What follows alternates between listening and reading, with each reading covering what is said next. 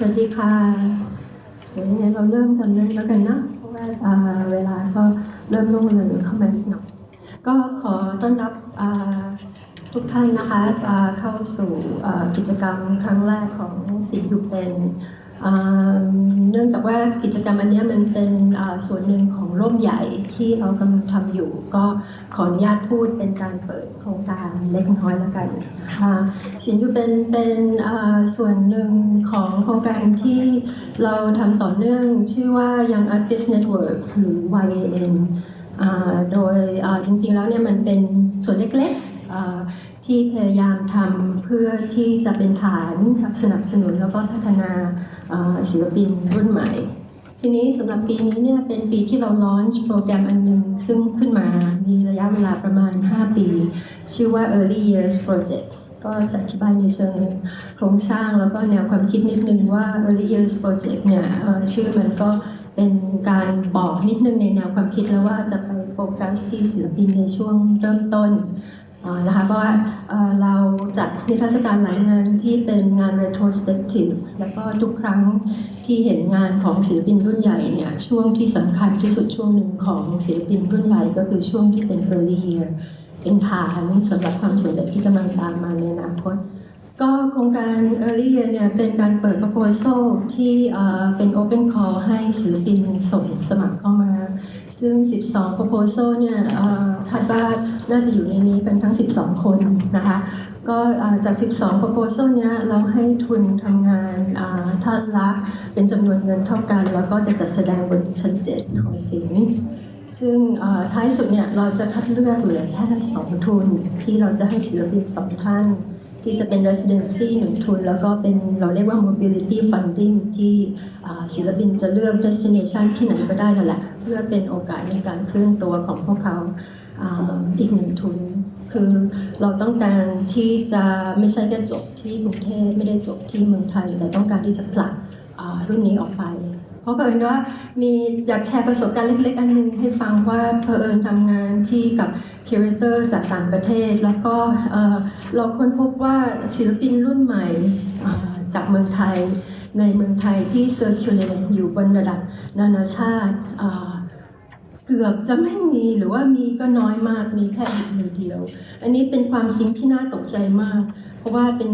ข้อมูลที่เทียบกับยุค 80 ก็ดีหรือ 90 ก็ดีพอมาในยุคนี้แล้วมีจำนวนของศิลปินรุ่นใหม่ที่อยู่บนนานาชาติที่ยังไม่สามารถแบบอยู่บนฐานที่เทียบเท่ากับประเทศเพื่อนบ้านหรือใดๆก็ตามเราคิดว่าเป็นความเป็นจริงที่มันไม่ใช่เรื่องล้อเล่นก็จากตรงจุดนี้นะคะก็หวังว่าโครงการนี้จะเป็นจุดเริ่มต้นอะไรบางอย่างส่วนที่มันแปะเอาไว้กับ Early Year นี่ก็คือ YAN ที่เฮนรี่รับช่วงทำอยู่สำหรับปีนี้เราคิดว่า YAN มันคือ Network คือไม่ใช่แค่ฐานสนับสนุนแต่เป็นเครือข่ายบางอย่างที่เป็นการผลักให้ศิลปินเคลื่อนตัวแต่ในรูปแบบที่เขาต้องการที่จะเคลื่อนตัวมันไม่ใช่ฐานสนับสนุนจากร่มใหญ่หรือจากอเจนดาทางการเมืองแบบในลักษณะไหนแต่เป็นโอกาสที่จะได้พัฒนาทักษะของการเคลื่อนตัวที่มันต้องใช้ความเป็นมืออาชีพเราคิดว่าตรงนี้เป็นจุดพื้นฐานเลยในการออกไปข้างนอกคือความเป็นมืออาชีพไม่ว่าจะได้ใดก็ตามก็ขอบคุณอาจารย์โจจิตติเกษมกิจพัฒนาแล้วก็อาจารย์บีตะเกิงบรรเทาภาคที่เป็นที่ปรึกษาของกลุ่ม Tentacle ที่จัดกิจกรรมศิลป์ยุคเป็นกิจกรรมนี้ก็จะรันควบคู่ไปกับโปรแกรม Early Year ที่เกิดขึ้นข้างบนนะคะบนชั้น7ก็ยังไงก็ตามอยากให้ทุกคนติดตามไปเรื่อยๆแล้วก็ถ้ามีคอมเมนต์หรือมีข้อแนะนำใดๆก็เราขอเปิดรับฟังเนื่องจากว่ามันเป็นปีแรกก็อยากได้คอมเมนต์จากทุกคนนะคะถ้าได้เห็นอะไรที่สามารถให้คอมเมนต์มาตรงนี้เดี๋ยวจะโยนไมค์ให้เฮนรี่อธิบายต่อเกี่ยวกับกิจกรรมศิลป์อยู่เป็นแล้วกันนะคะขอบคุณค่ะ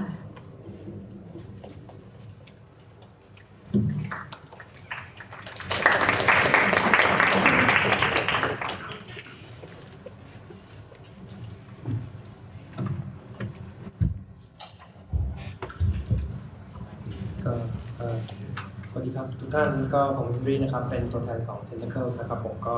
ขอบคุณพี่เอมแล้วก็ที่ให้ความสำคัญต่อเนื่องในการเรื่องโครงการแล้วก็สนับสนุนศิลปินรุ่นใหม่ครับก็โดย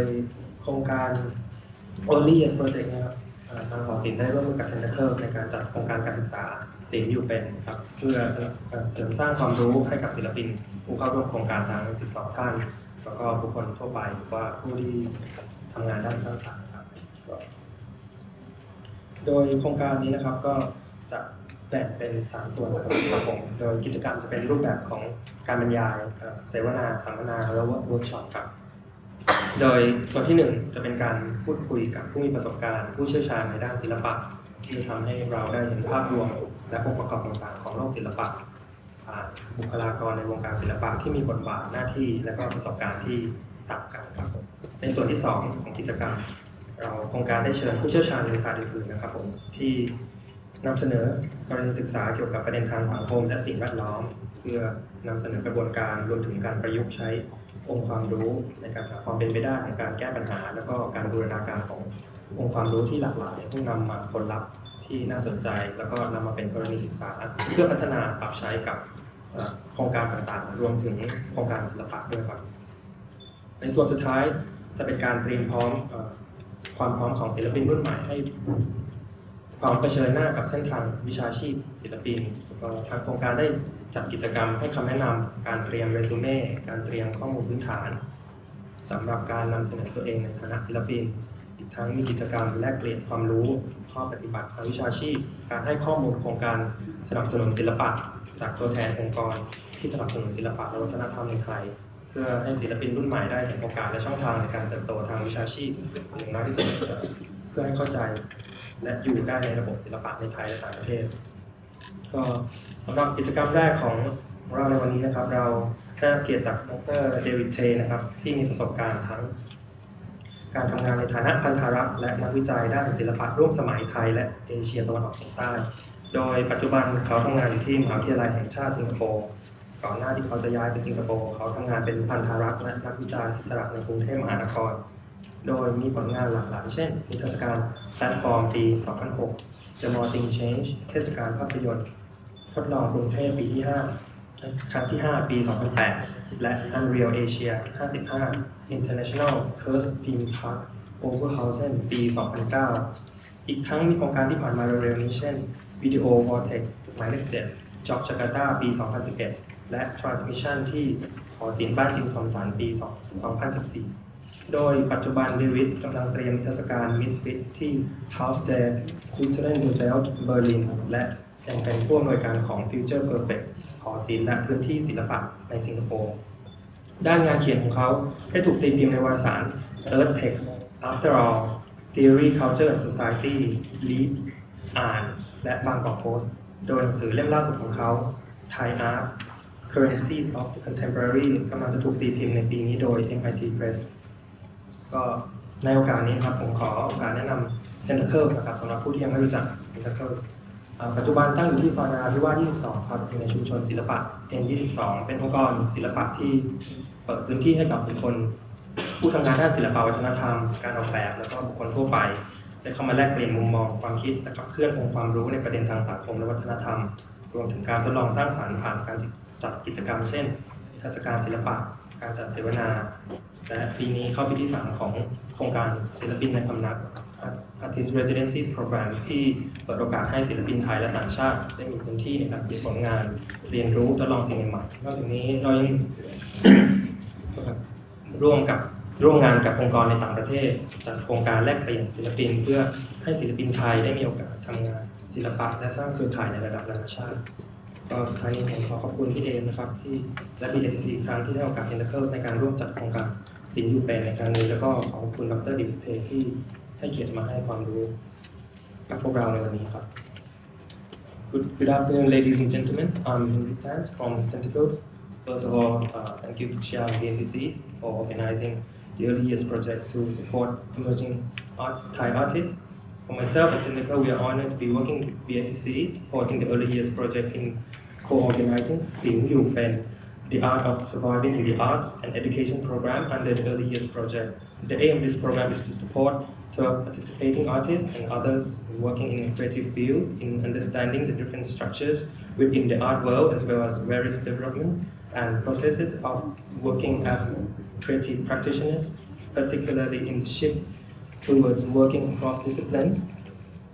with artists and designers working in conjunction with experts outside of their field. With this continuously changing landscape, artists must be able to adapt and keep exploring new knowledge and new possibilities to survive in the competitive art world, both in and outside of Thailand. ศิลป์อยู่เป็น the art of surviving the art is divided into three main parts. For the first part, we would like to present various perspectives for individuals working in different roles within the art to show the overall structures and different components of the art world. In the second part, the program will also invite experts working on social and environmental issues to present their work and case studies, to explain their processes and demonstrate how different sets of knowledge and disciplines can be combined to solve problems or present new kind of knowledge and awareness of different issues, which can also be adapted to artistic practice. Furthermore, the art of surviving the arts aim to prepare emerging artists to grow their artistic career through resume review sessions for artists, talk on professional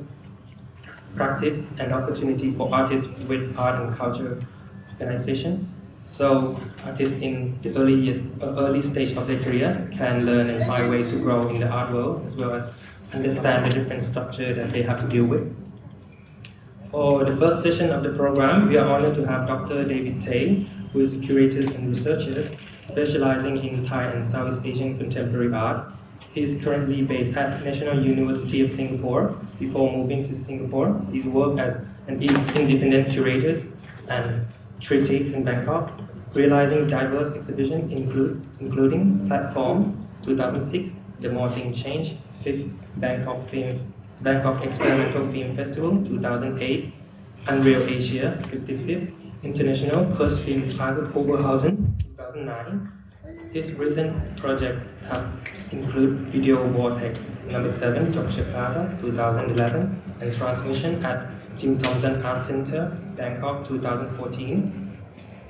He is currently preparing an exhibition called Misfit for the Haus der Kulturen der Welt in Berlin. David's writings have appeared in third text, After All, Theory, Culture and Society, Leaves, Art Journals, and the Bangkok Post, and his new book, Thai Art, Currencies of the Contemporaries, will be published this year by MIT Press. He is also a director of Future Perfect, a gallery and project platform in Singapore. And I'd like to take this opportunity to introduce our organization for those who may not be familiar with us. Tentacles is an artist-led initiative founded in 2014. We are focused on providing a platform for emerging and experimental creative practitioners by hosting regular exhibition and residencies program for artists and researchers looking to spend time in Bangkok to focus on their practices and as well as engage with local communities. We also act as a venue for collaboration and exchange for ideas in the wider social and cultural fields by organizing events such as seminars and artist talk. Furthermore, we collaborate with partner organizations in Thailand and overseas to facilitate exchange programs with past projects including Kmut Space Residencies Program in Ratchaburi and Taichung Asian Square Cultural Exchange Program in Taiwan. Lastly, I would like to thank Pichia and BSCC again for allowing Tentacle to help organize this education program. And of course, I'd like to thank Dr. David Tay for coming all the way from Singapore to share your knowledge with us today.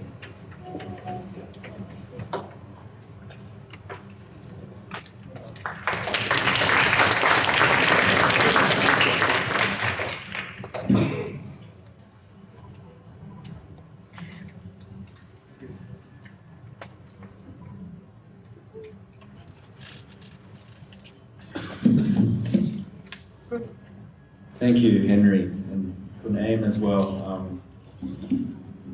I'm very honoured to be here. I was told yesterday that a very senior figure in the Thai art world had apparently said that Thai artists don't need curators,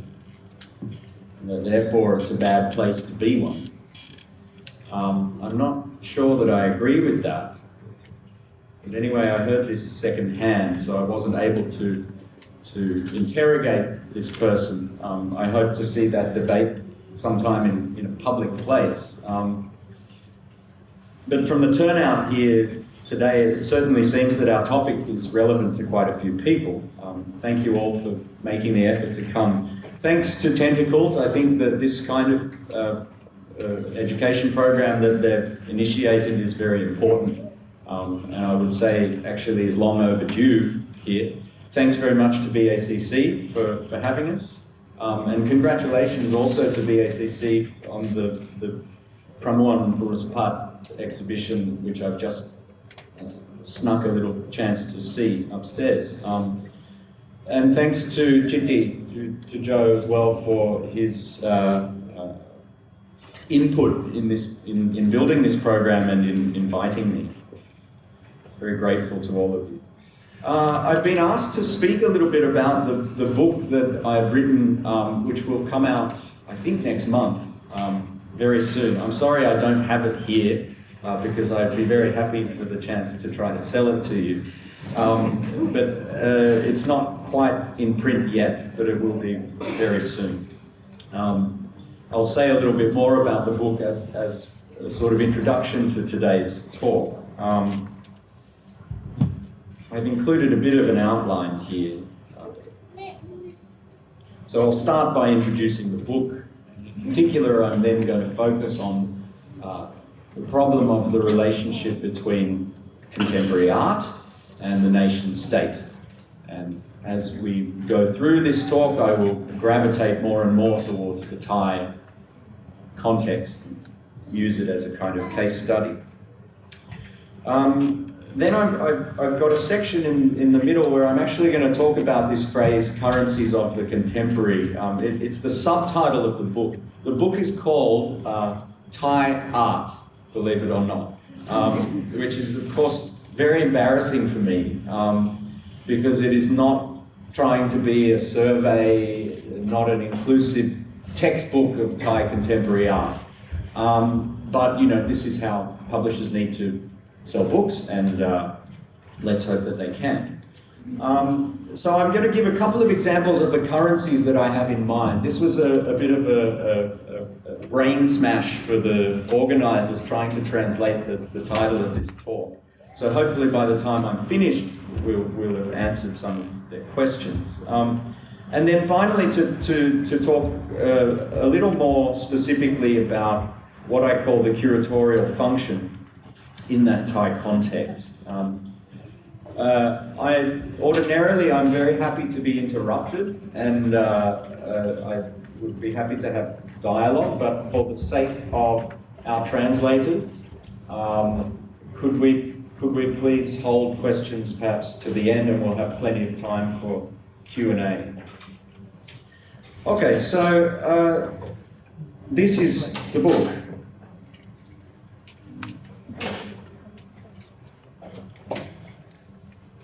I should note that the book will be distributed by NUS Press, which is the National University of Singapore Press, for all of Southeast Asia. So you should see,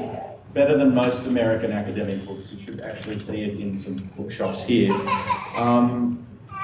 I was supposed to distribute flyers for NUS Press, but I left them in my hotel, so I'm already doing a terrible job of promoting this thing. Okay, so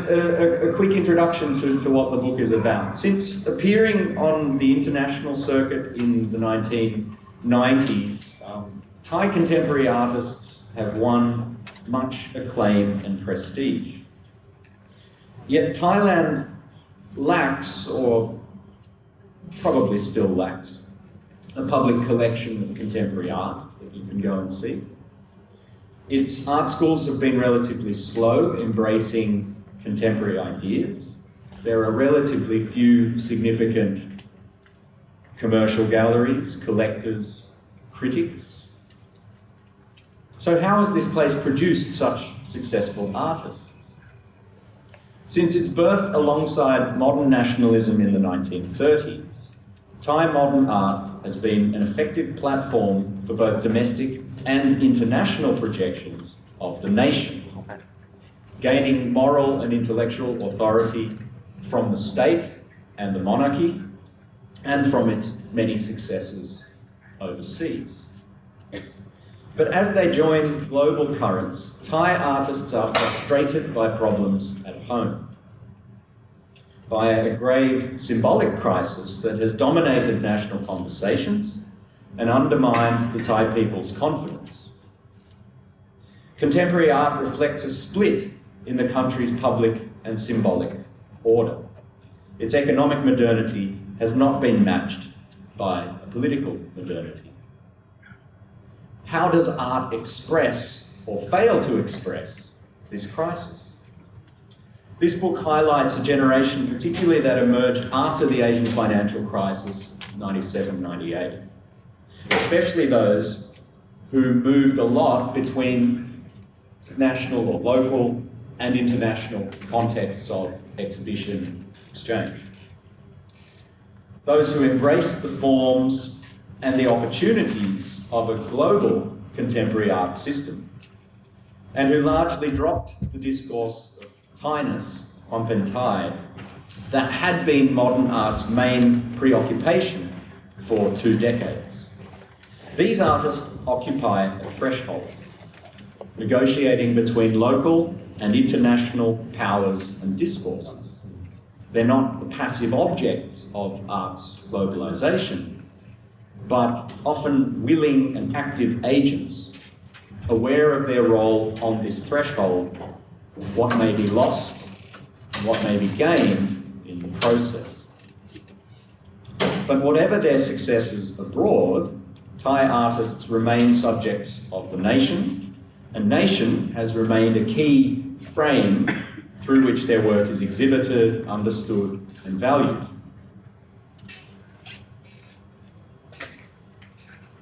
This book is very strongly informed by my experience working with Thai artists and curators,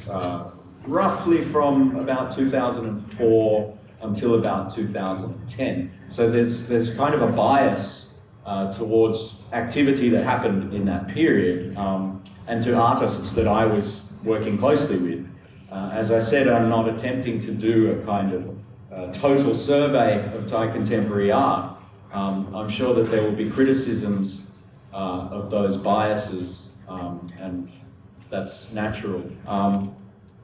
But really, I think it's important to underscore that this is not a comprehensive story that I'm trying to tell. It's very much contingent upon my personal experiences. So the work that informs it was not exactly art historical research, but more my everyday working life as a critic and curator and sometimes organizer. I use some art historical tools, for example, the analysis of form or of style or of patronage. But I don't try to offer this comprehensive iconography. I'm not trying to fill in the gap that has been left since Ajahn Apinan's 1992 Modern Art in Thailand. And yet it is, in many ways, a history of the contemporary in Thailand. It contains 5 thematic chapters about contemporary art that look, or try to look, beyond art history as well, to, in some cases, much older cultural habits. So I'll just speak very briefly to the table of contents here. Really, this process begins in chapter 2. So there's a chapter that is about agriculture and the discourse of sustainability and sufficiency. There's a chapter about distance, mobility. This finds its inspiration in early modern poetry, a form of early modern poetry called the Nirat, which is a kind of travel poem. There's a chapter that is about the kinds of personal powers that artists and perhaps curators accumulate working in the art world, and that's looking for inspiration to a couple of things, to using this term barami, which is often translated as charisma, looking at older histories of how one might accumulate barami. So in particular looking to certain religious history. And the fifth chapter is a more theoretical exercise where I'm trying to think about the nation as the frame of contemporary art that we had to have, but which we don't necessarily always want. I'm going to talk more about that in a moment. Okay, so the introduction and conclusion to this, this book about art in and around Thailand, perhaps, are framed, the introduction and conclusion have been framed as regional. That is to say, they're in the context of Southeast Asia that I kind of introduce and concluded.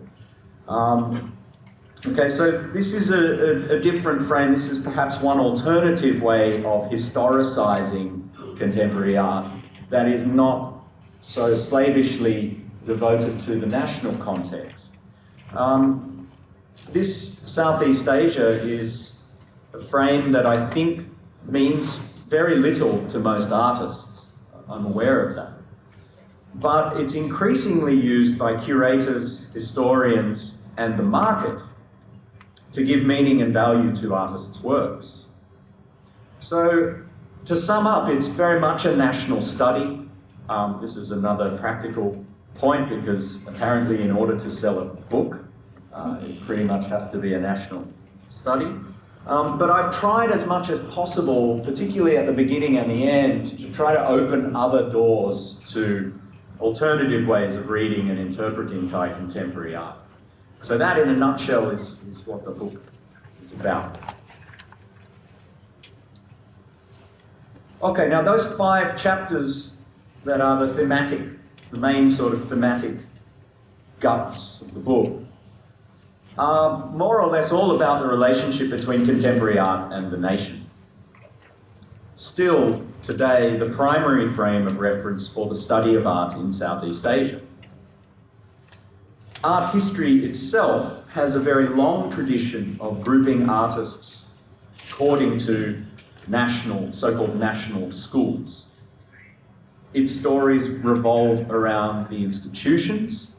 like salons and academies, which have subjected fine art production to certain formal, stylistic, and social regulations. This national bias is compounded by area studies. If you want to study Southeast Asia in Western universities, say, you probably are likely to wind up in an area studies program, the area being Southeast Asia. But within that regional frame, studies are still fundamentally divided up into country-by-country sections. Of course, for good reason, often languages determine that. But also, I think perhaps, like any academic discipline, it tends to kind of reproduce itself, and with it, those kinds of focuses and blind spots. So those of us writing about Southeast Asian art still rely quite heavily on ethnocultural differences, usually organised along national lines. But in the contemporary period, this has become more and more problematic, as artists' training, inspirations, their concerns, and their conversations have become more and more transnational. This, I would say, is the double methodological challenge facing the study of art today. How to make sense of globally circulating art without losing sight of its local, national, or regional contexts, and how to address the local experiences that inform contemporary art without shutting down its expanding global meanings. But art's internationalization didn't just happen spontaneously. It has a history. So a history of the contemporary must account for many different stories of internationalization. So you might look at it this way. Just as art history needed to start with these national stories, so if we're talking about contemporary art, we need to start with national stories of internationalization, perhaps. The internationalization of art that has taken place here in Thailand happened under some quite specific conditions, and I think it's a good idea to set out some of those basic conditions. Firstly, modern art in Thailand was always already international. By comparison with most of the places where art historical discourse is produced, modern art here was always already international. And unlike many post-colonial contexts, like many of the other Southeast Asian countries, modern art here was not really a reaction against an imposed Western modernity. Now that's not to say that there aren't tensions between Thai perspectives on modern life and perspectives from elsewhere. Of course there are. But in many places you can say that modern art is a discourse that has developed with a kind of tension and quite often quite a deliberate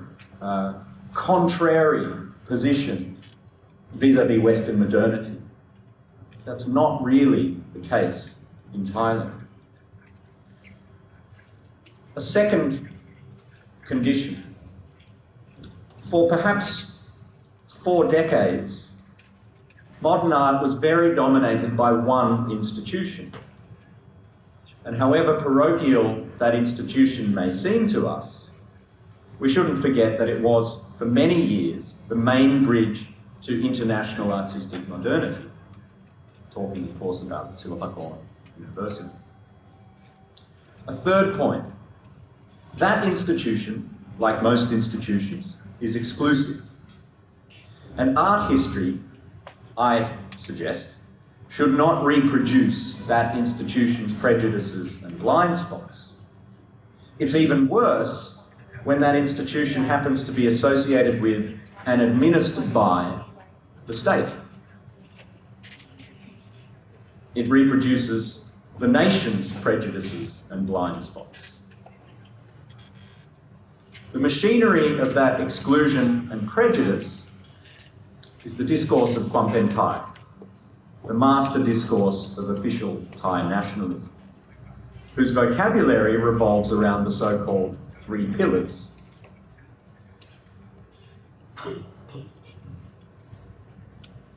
Now I'm going to pause here. I think these are more or less randomly selected images of trying to present simply the bookends of the period of dominance of this discourse of Thainess. So from the late 70s, some works by Chalamchai in what came to be regarded by most art historians as the neo-traditional painting style, and a couple of works from the early 2000s on the right by artists who I'm sure are well known to all of you. It's important, I think, to remind ourselves that in the wider world of contemporary art, and contemporary art, of course, is nothing if not a wide and widening world, that this concern with the nation and with national identity, Thainess, this is not normal. German contemporary art is not all about Germanness. Japanese contemporary art is not all about Japaneseness. Brazilian contemporary art is not all about being Brazilian. But in Thai contemporary art, from a certain period, roughly this phase here, yes, it seemed it was all about Thainess. And from an international standpoint, the view was even worse. If you take away all the shows with a Thai pun in their title, you're not left with much else. So the point I just want to make in passing here, this is not normal, right? This is not natural for art to be so studiously focused on expressing a national identity. It's weird. And I think we should ask ourselves why this was so.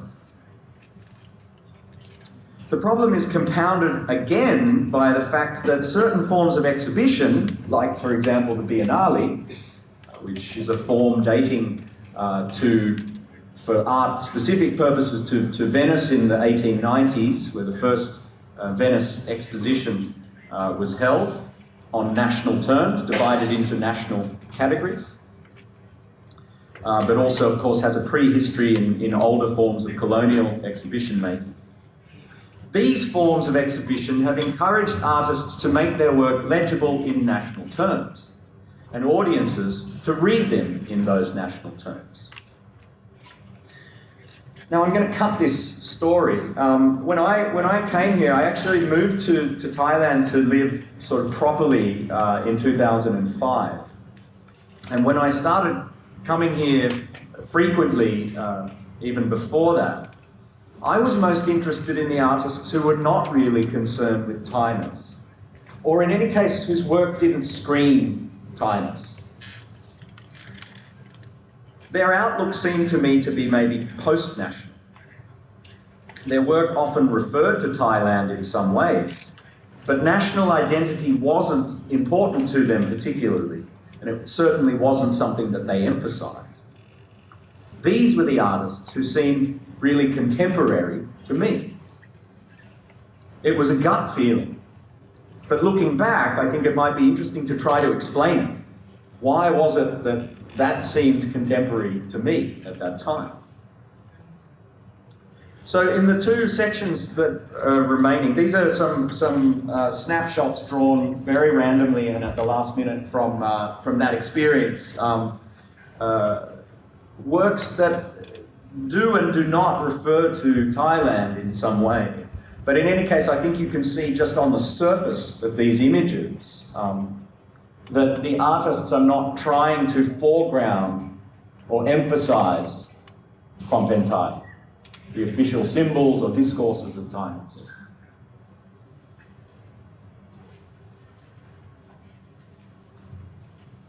Okay, now I wanted to speak a little about this phrase, currencies of the contemporary, and offer a few examples, one of them from the book. What does it mean to be contemporary? What are the criteria? Who determines those criteria? And what secures or guarantees that status? How did some modern art become contemporary, while some other modern art didn't? I should explain that this word currency that I'm using is not a theory. It's really just a metaphor for the various values that art carries and circulates. So currency means, in an everyday sense, that which is current.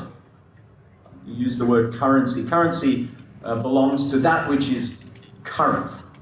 the value of nowness, what an artwork means in its immediate present context.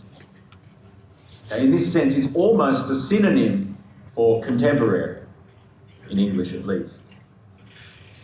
Currency also, of course, refers to money. The circulation of contemporary art, as we know, is also closely tied to a larger economy. And the focus of the book, historically speaking, is, as I said, this period since the Asian financial crisis in 1997, a financial crisis that was sparked by a currency crisis of currency right here in Thailand, and which quickly triggered a regional political crisis as well. The exchange of currency may be transnational, and this is another connotation of the word currency that is perhaps useful for us. You can't have a currency on its own, right? The Thai baht doesn't really mean anything on its own. You only know what the Thai baht means if you can compare it to the US dollar, or maybe to some other currency, the Japanese yen or the British pound. These are the three currencies to which the Thai baht historically has been compared, in fact valued. So I'm interested in how the presentness of art relates to this other kind of currency too, money. In any case, currency is only current when it's exchanged, right? So if you like, it's a social value. It doesn't exist in isolation. It's only something that is current when it is exchanged. You only know the value of something when you try to use it, when you try to spend it, right? So in art's case, that might mean when an artwork is bought or sold, or it might mean when an artwork is discussed or written about, or when an artwork is selected for a prize and exhibited. It follows that currencies then are not fixed. They're dynamic. They're always changing. Their value shifts over time and over space. Different places have different currencies that are generated and controlled by different agents and institutions. So I want to use currency as, rather than a sort of fixed value, as a dynamic value, right? Something about which there is a constant contest. So what are the currencies of the contemporary? I'm going to run very briefly through this list. I think most of them will be quite self-explanatory. We can start perhaps with values or currencies that are associated with the artist and the artwork themselves. So the name of an artist, the artist's brand, as well as perhaps the names of other artists with whom they're associated. Forms of organisation and exhibition, association with certain individuals, groups, spaces. Style. Okay, again, relations with other artists, but also membership, official or unofficial, of certain groups or generations perhaps, certain movements, schools. Institutions and patronage, obviously a very important one, be they public or private institutions, things like academies, teachers, museums, foundations, prizes, grants, residencies, and so on. Collections, provenance, canonization. These are perhaps higher values that artworks accumulate a bit later on in their lives. When a work is collected, say, it matters who collected it, right? If I collect an artist's work, that doesn't really change the value of that artist's work very much. If a national public institution collects that artist's work, it will have a direct and immediate effect on the value of that work. Right? The work's currency will be boosted straight away. Formal characteristics. Okay, so art form categories like installation, video, participation, so-called relational art, so-called conceptual art, these are all tags that have been used to describe contemporary art and which are sometimes kind of passwords in a way that qualify an artist or an artwork as contemporary. The list goes on. Market value itself, mobility, overseas activity, international profile, the curator, or the curatorial, if you like. So again, another name economy, another system of promotion and networking, connections to more opportunities. Media and writing, journalism, art history and criticism. Okay, when a text has been published about an artist's work, that text adds some kind of value to the artist's work. That text can be circulated far beyond the physical circulation of the work. It can be printed in a book. It can be reproduced in a press release. It can be put on a wall text in an institution in another country. Criticality. What is the value of social critique or political content in contemporary art? If you go to the Southeast Asian survey exhibitions that happen with deadening frequency at the Singapore Art Museum, for example, you will see these kind of surveys of Southeast Asian contemporary art. And one of the things that supposedly ties it all together is this idea that art is engaged in a fight for greater democracy. This is one of the frames within which Southeast Asian art is put together as such. Discourses like that, the region or democracy, say, are another important source of currency for contemporary art. And of course, these discourses also change. When I lived here in Thailand, people were very interested in communications and networks. Right? The internet had sort of started to change everybody's lives, and a lot of people were very interested in that phenomenon. Now we have something apparently called post-internet art. Nobody seems to know what it means, but apparently the internet is past. So some of these things are global concerns, and some of them are some of these discourses are global discourses, and some of them are far more specific to a given place or territory. It includes things like symbols, concepts, and ideologies. One important currency for Southeast Asian contemporary art has been tradition, which of course is not something that contemporary art simply channels or revives or protects or criticises.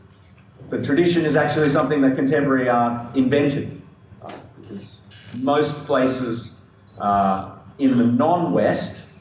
didn't even have a word for tradition, and Thailand is a pretty good case study in this. Tradition is a problem of modernity, right? It's something that is not a problem for people before the modern, it's a problem for us. Okay, so the creation of tradition is one of these currencies that contemporary art has dealt in.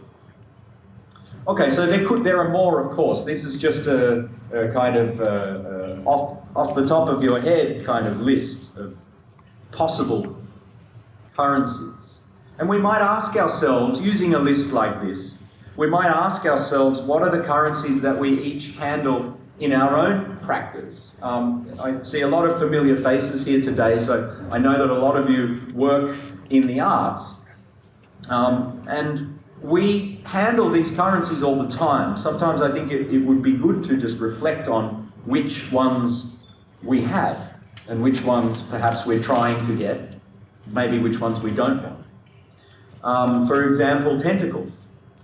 As an artist-run space, artists there have taken on other functions, right? Above and beyond the work of being an artist, they're also doing other things. So, for example, they make and promote exhibitions. They produce texts. Perhaps they sell artworks, I don't know. Perhaps they plan public education programs like this one. When they do so, they take on responsibilities and powers that do not come with just being an artist. Right? They're powers and responsibilities, in fact, that are often associated with the curator. In a moment, I'm going to return to this specific question of the curator, but straight away, I think we can already see that the curator has access, maybe you could say privileged access, to many of these currencies. Amongst them, for the purposes of the book, I've tried to identify the ones that have been the keys to contemporary status, and those that have been the most important in the Thai context specifically. Which ones are the strongest currencies? Which are specific to Thailand and which are perhaps more universal? In the book, I've tried to identify the important ones, or some of the important ones, and they're reflected in those chapters that I outlined. And to ask how these currencies correspond with similar values elsewhere, how they might have been accumulated, and how they might have been traded and converted. So one example, the chapter that's on distance and mobility.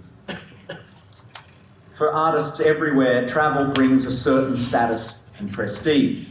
When artists go abroad, When Thai artists go abroad, for example, they might trade on their Thainess. When they come back home, they might trade on their inter status. So in one chapter I try to sketch a history of this exchange, this artistic mobility,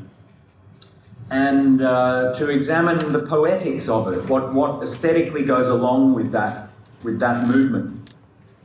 And I look in particular at how mobility, how that specific professional mobility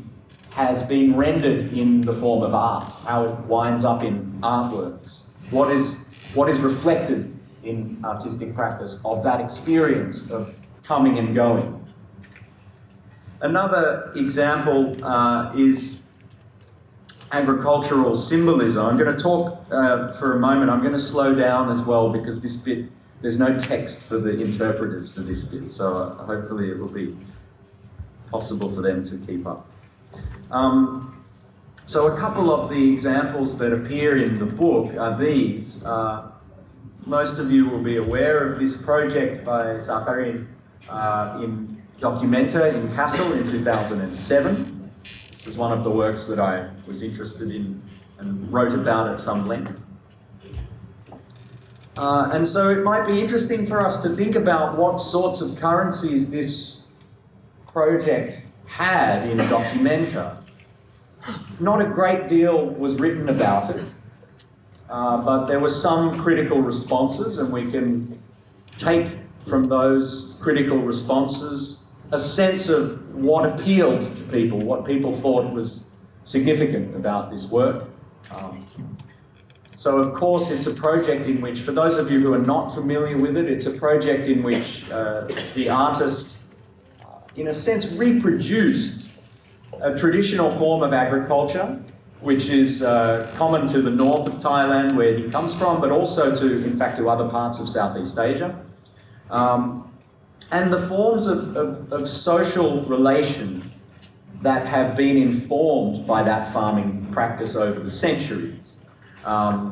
Traditions like the Longkag, which is the collective harvest or the collective sowing of a crop, when the neighbours and the cousins and everybody in the village kind of help out and share each other's work. This project was set up on a kind of collectivist basis, right? So the artist wanted volunteer labour, and that labour came from a small Thai team that was with him, but also from random volunteers in Germany who signed up to participate. There's other places where you can read more about this work. What was interesting for my purposes was how this kind of agricultural image was interpreted differently in different audiences, right? So I was interested in trying to find what's the currency of this agricultural symbolism, right? In a German context, which of course is a highly industrialized, even post-industrial society, what does it mean to reintroduce this kind of collective, so-called ancient form of agriculture? Some of you may know that this project also had a homecoming show at several spaces in Bangkok, and it in fact has sort of spawned other outcomes as well. It's been reworked several times by the artist for different projects. So I'm interested in what's the difference. The project, when it came back to Bangkok, changed a lot. Right? It was no longer a piece of land art like this. It was reshaped completely for a gallery context. There was some outdoor. They brought some of the seeds, some of the rice back from Germany, replanted it, and then reused it to sow another crop. But the show was presented in a completely different way. It was much, much more mediated, for example. So I'm trying to think through, what does this mean? Why these changes? And the changes, I think, have something to do with what is the currency of this idea of the agricultural. Now, one of the other things about the presentation of this work is that there was in its presentation in the German context, which of course for our purposes stands for the international reception of the work, there was reference to these Thai farming traditions, but there was no reference to Thai art history. Okay, so in the curatorial texts, for example, there was no attempt to place this project in a bigger history of artists using agricultural images. Right? So I thought to myself, this might be an interesting thing to try to add. Now I've done that only in a very sketched manner here, and in the book I try to open this up a little more. To think about the rice field as a kind of symbolic language of its own. The images you see here, of course, the famous and controversial Ramkhamhaeng inscription, a film from the 1970s, Tongpan, which I imagine most of you have seen, available, I think, still on VCD. That was how I saw it. A fantastic ethno-fictional quasi-documentary work from the 70s, made in a period of great political change. And it reflects that change by starting and filming a conversation between the urban context of political experiment and struggle and the provinces, particularly the agricultural parts of the country, specifically in the northeast of Thailand. A very interesting and super relevant film for the present. So I'm trying to look through these works. What happens to the rice field as it goes through these histories? More recently, of course, Rupong's Agrarian Utopia from 2009. So who has an interest in this image? Who owns the symbol of the rice field? Who uses it? Who gains something from using it? Right? So this kind of is developed into a bigger story that is a chapter of the book. Of course, Thailand does have an art history of the rice field. Most of you have probably, if not visited, then at least heard about or perhaps read about the Land Foundation established in the late 90s in Chiang Mai or outside of Chiang Mai. And so this is one important piece of art history that was sort of missing from the discussion when Sakharin's project was exhibited overseas. People here in the art world certainly would have been well and truly familiar with this project. That somebody quite recently had been working with traditional forms of agriculture and using that as a platform for experimental contemporary art practice. So I think this is a very obvious art history, and the fact is that in a lot of Western contexts, this is not a criticism of Documenta particularly. Documenta, I guess, is one of the better platforms when it comes to doing its homework, curators doing their homework on contemporary art.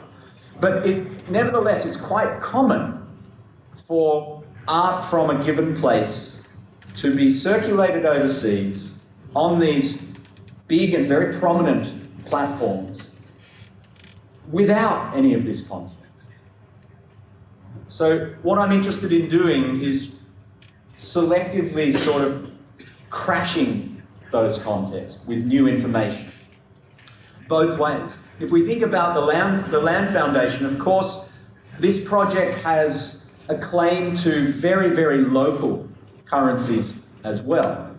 This project interacts with and in a way celebrates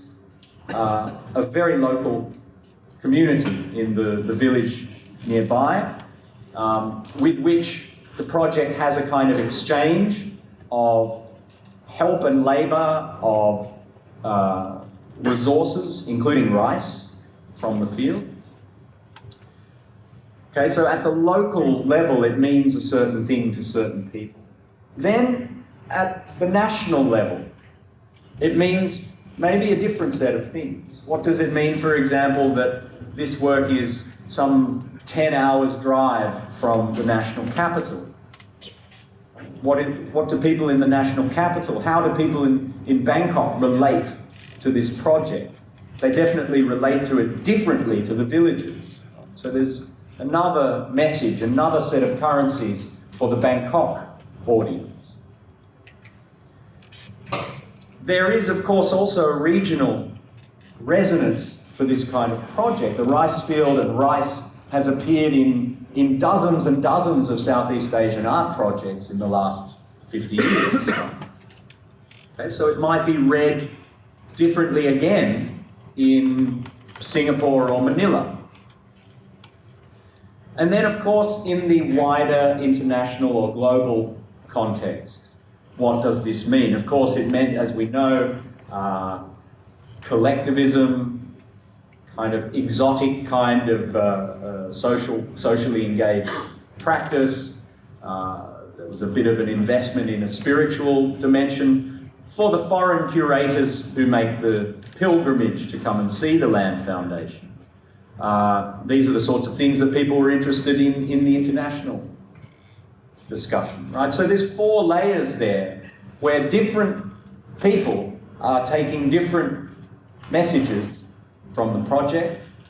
and therefore the project is gathering different currencies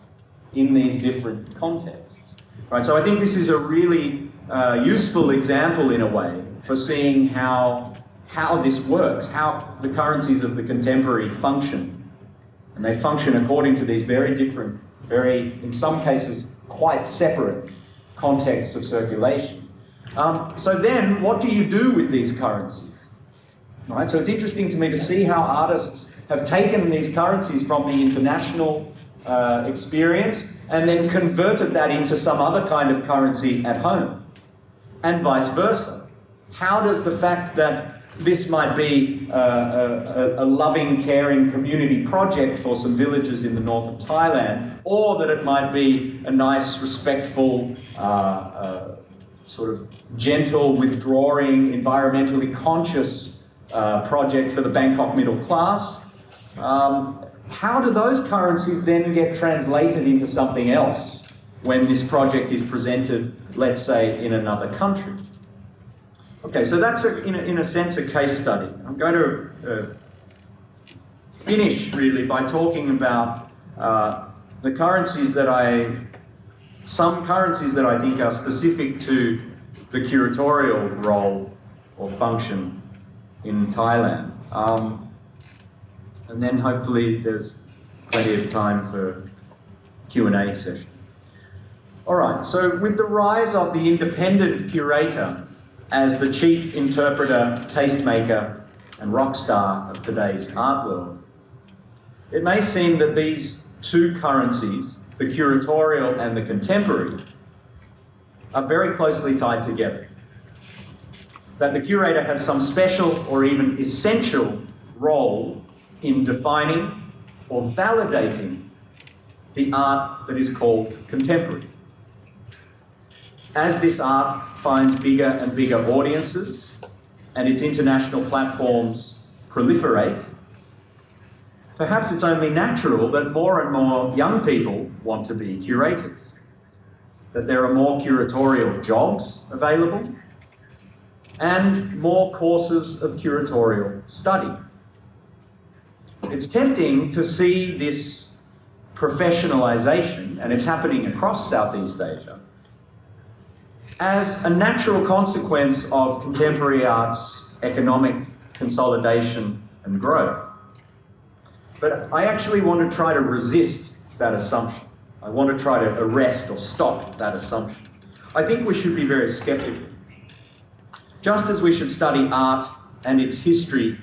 critically, so we should be critical and historical about curating too. What does the curator do? Or what is he or she supposed to do? Is there anything that the curator should not do? Today, what do we actually want from curators? What does research mean for a curator? What values can they add to our working process, to our thinking, to our projects, to our careers? Financial value, promotional value, social or intellectual value, discursive currency too. Currency from institutions, from other sources of power like the state. Currency from money.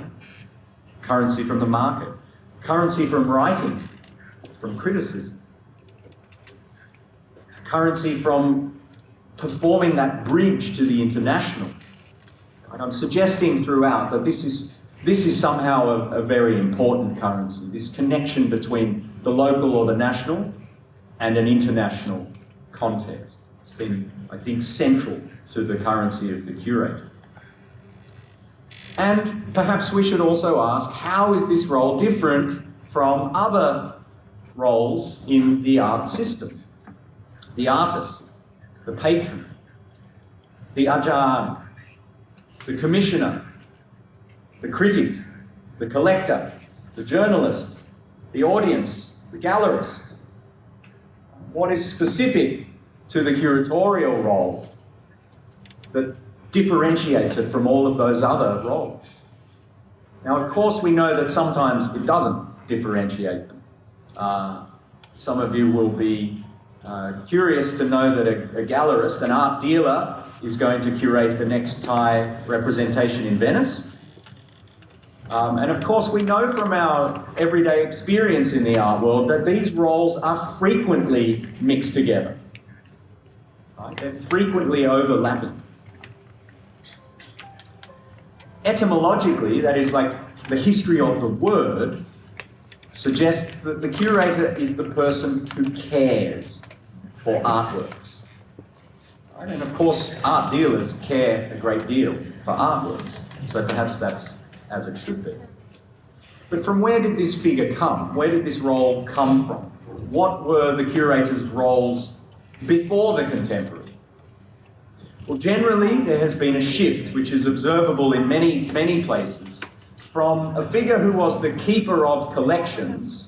right? This, of course, has its origins in some of the first collections, not even art collections, but collections of random stuff by the very, very wealthy aristocrats and the nobility of Europe, even as far back as medieval times, in which context, and since in the aristocratic context, the curator was the keeper of the collection. Right? Now, this role was essentially a bureaucratic role. This was not somebody who was admired by the public. It's not somebody who traveled all over the world. It's not somebody who wrote influential texts. Right? The curator in that older context was somebody probably very bookish, probably literate, able to take records, like a registrar. Right? Somebody who kept watch over a collection of stuff for a very rich person who owned it. There has been a shift generally from that bureaucratic role towards something else, something that is more like an author, right? The curator that we admire or want to be like today is more like an author. They write something, they have a kind of creative practice. Okay? They produce creatively when they make a book or an exhibition or a project. Okay, so this is the role that has come to be called the independent curator. Independent from what? The assumption was, when this term started to become used more frequently, we're talking about a kind of post-war European context, where the curator started to go freelance, basically, started to break away from collections and museums and offer his or her services to organizations outside of his or her home context. Okay, so in this context, independence meant independence from that institution, independence from that collection. They can start to take and use works and resources from a much broader field. But I think it's good for us to keep reminding ourselves that this independence is almost a kind of silent assumption of the role of the curator. From what does the curator need to be independent? And what, in a given example, what actually constitutes their independence? Are they independent from the market? In many cases in Southeast Asia, they're not at all independent from the market. Are they independent of institutions like governments? In some cases, they're not at all independent of government. Right? So I think we have to be very skeptical about this independence and continuously check. Those of you interested in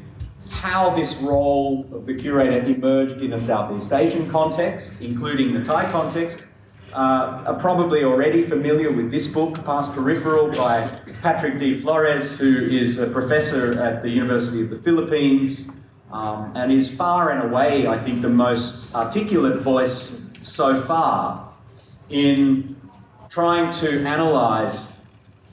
what is specific to curating in this part of the world.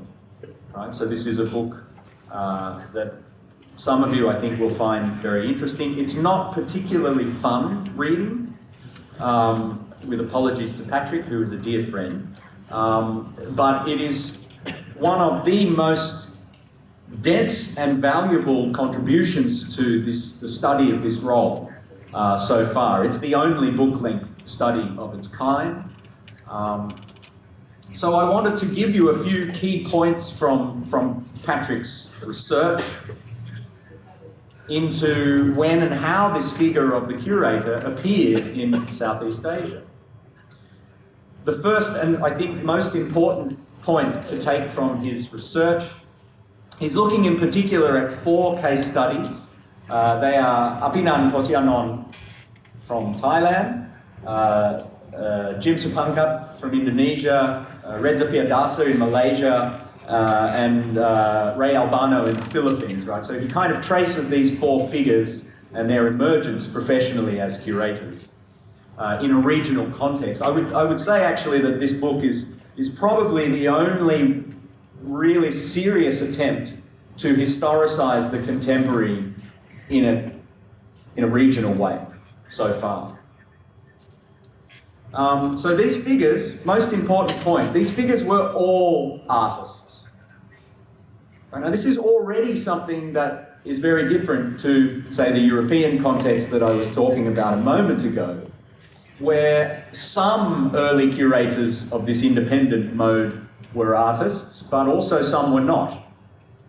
Right? And it was, in a sense, a given that the curatorial role was somehow different from the artist's role. In Southeast Asia, this is not the case. All of these 4 important figures, according to Patrick Flores, were artists. They were all trained in modern art.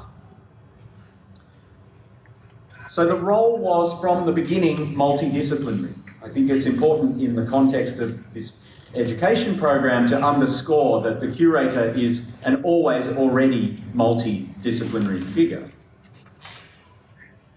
They were all, you could say, discursively inclined. They were all people who liked words and literature and language. They became the pivotal mediators and interpreters of the contemporary in Southeast Asia. They opened up room for experimental and non-traditional approaches and media. Patrick Flores shows that their special contribution was the skillful handling of the currencies of the national and the international in particular. These people often worked for or with state agencies, but they also always drew advantages and currencies from abroad.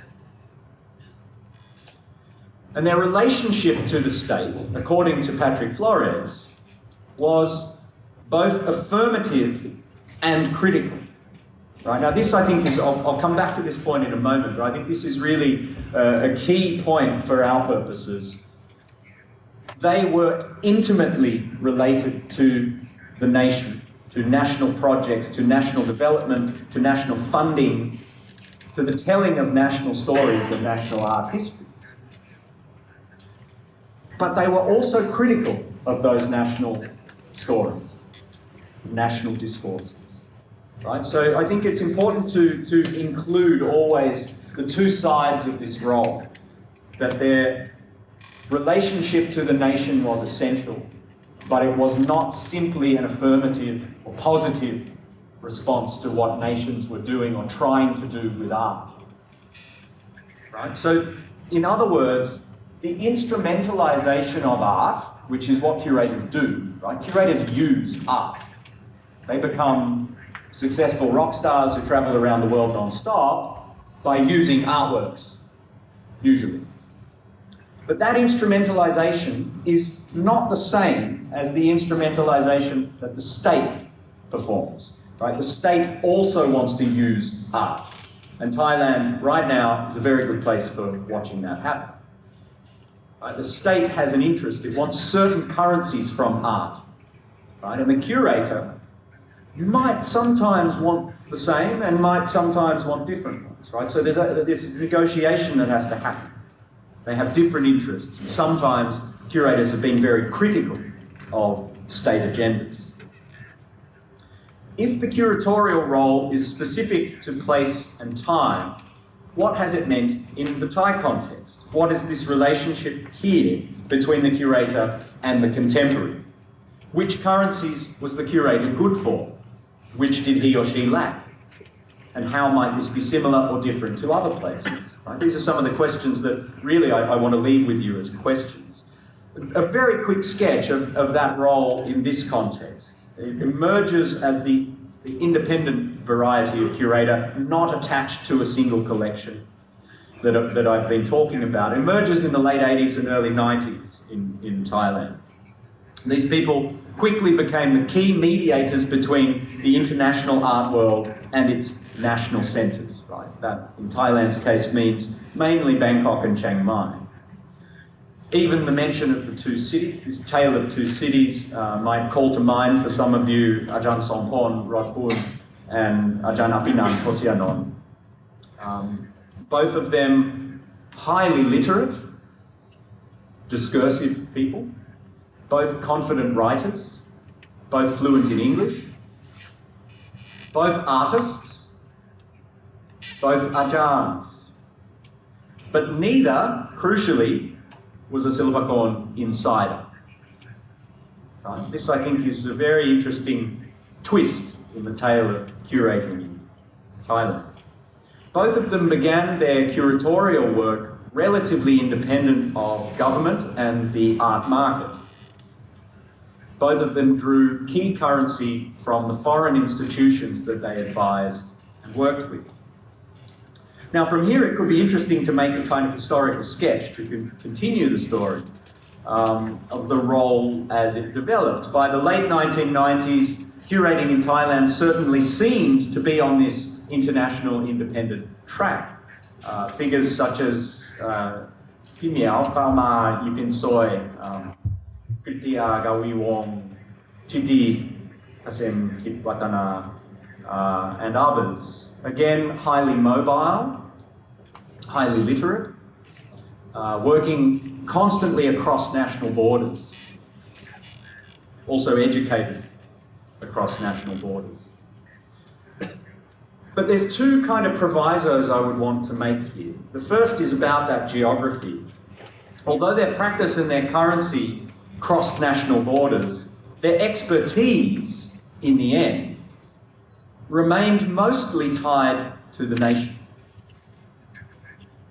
Now, this actually is typical of Southeast Asia. What you have in Patrick's study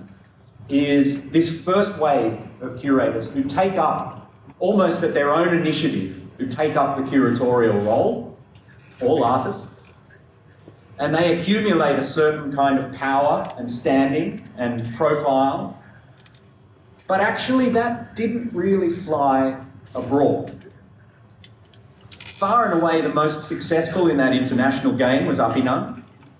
Apinan was the only one of those four to really kind of make it internationally as a curator with a capital C, with the business class airfares and all the rest of it.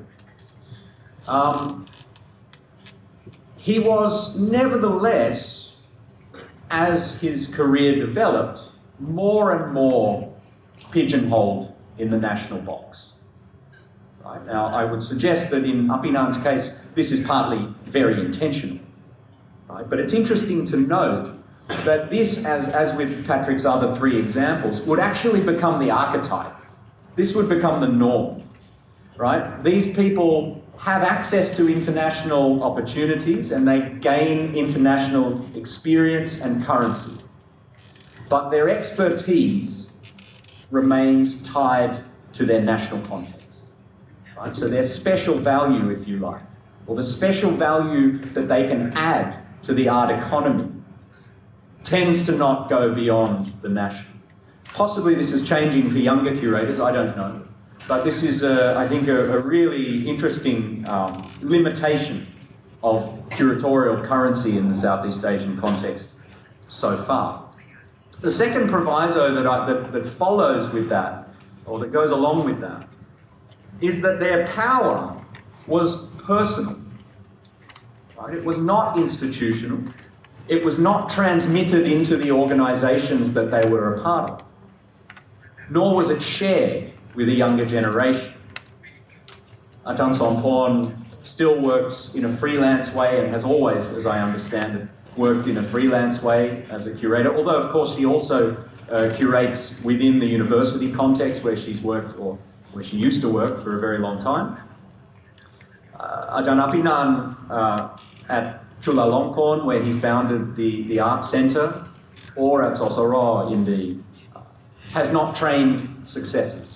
There's not a mini Apinan about to emerge from Sosoro, as far as we know. So neither of them have trained successors. They haven't started a line of passing on their skills, their knowledge, their expertise, or their currency.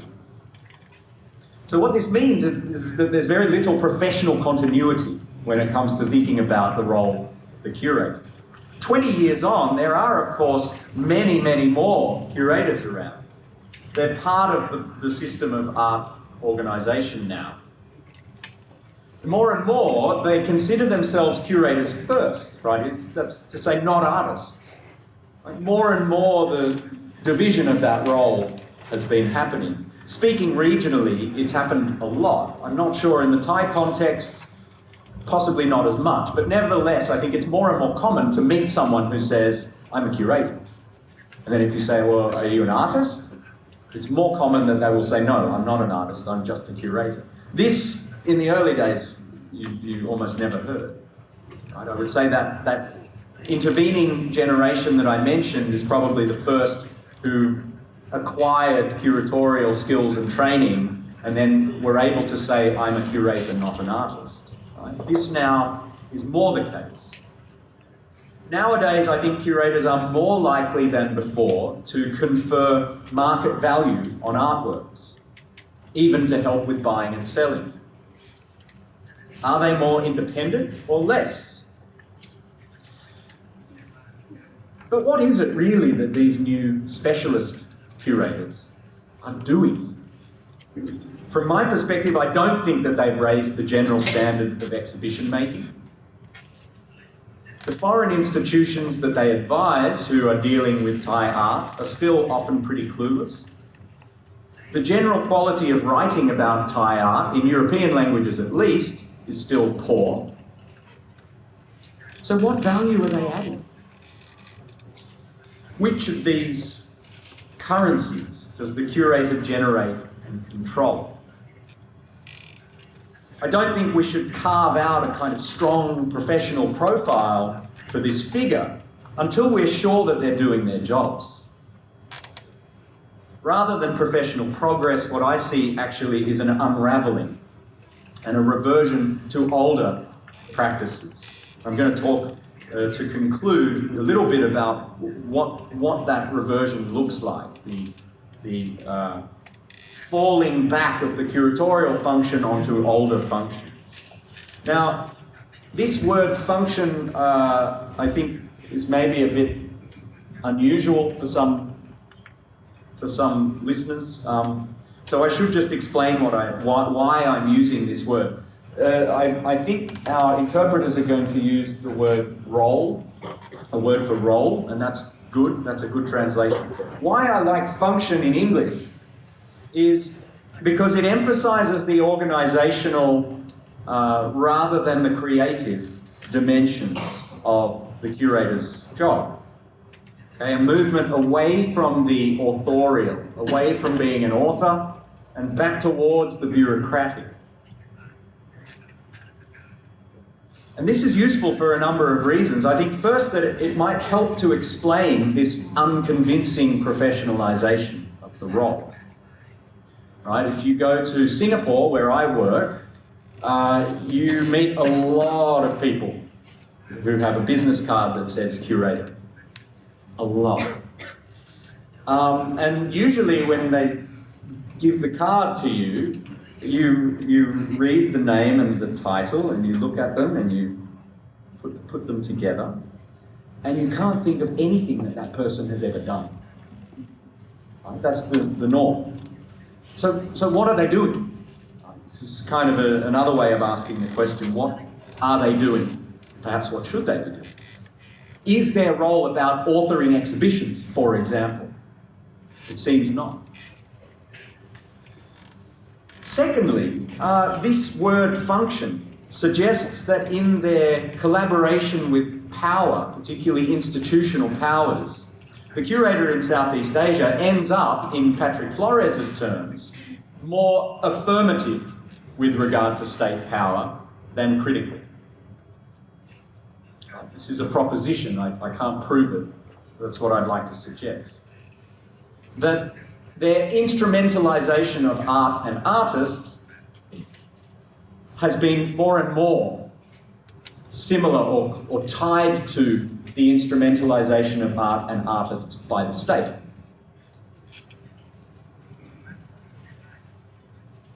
And this raises a third, and I think even more interesting possibility. Perhaps the state is itself curatorial. So this is really where I want to end, and I've got a few very quickly Googled images to sort of suggest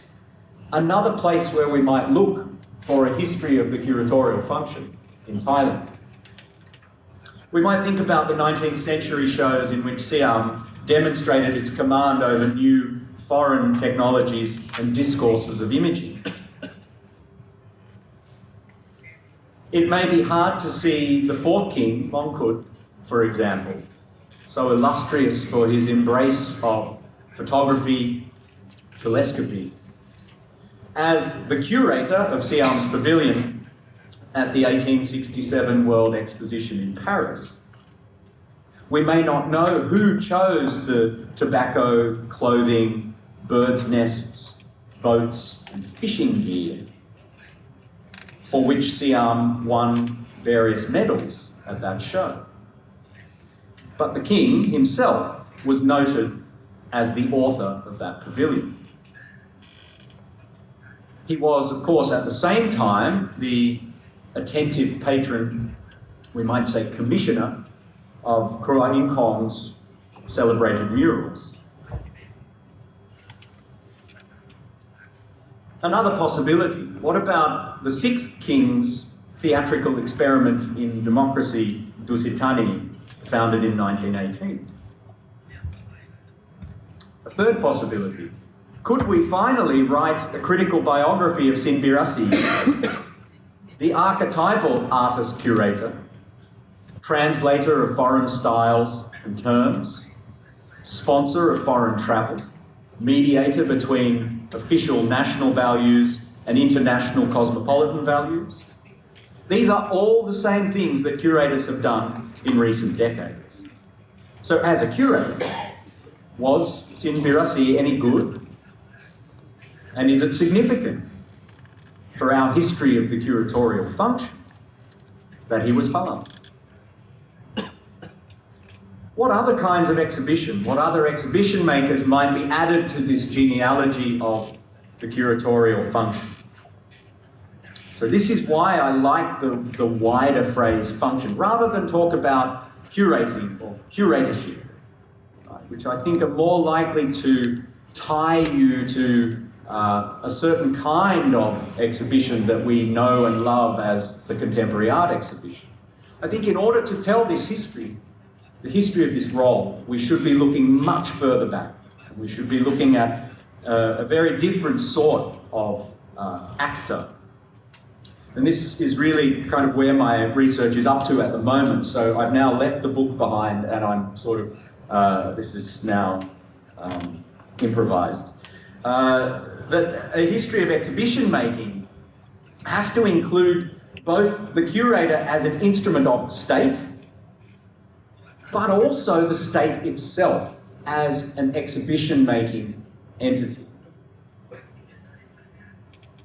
We must look beyond museums and biennales to a wider economy of appearances and a wider spectrum of exhibitionism. It seems to me that the more we look at regional modernity, the more we see that curation was there all along. In the spectacles of Sukarno, Norodom Sihanouk in the 1950s and 60s, of Imelda Marcos, Cultural Center of the Philippines in the 70s, audiences saw an aesthetic modernity with both contemporary and international pretensions. In all of them, modern art was instrumental, but the authorial stamp of these figures easily eclipsed that of any artist or curator. So it's these figures that I think can help us to shed light on the internationalism of curating in contemporary art, which for all of its worldliness is not going to yield a global story without first weighing these older worldly currencies against its own. Thank you very much.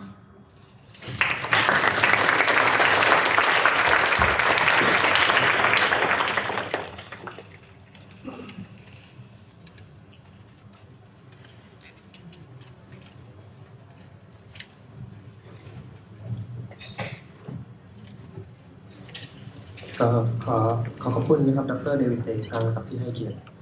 ให้กับความรู้กับพวกเราในวันนี้แล้วก็ในเซสชั่นถัดไปจะเป็นการพูดคุยแล้วก็ถามคำถามนะครับผมโอเค Thank you David Tay for very informative lectures and then the next session will be discussion.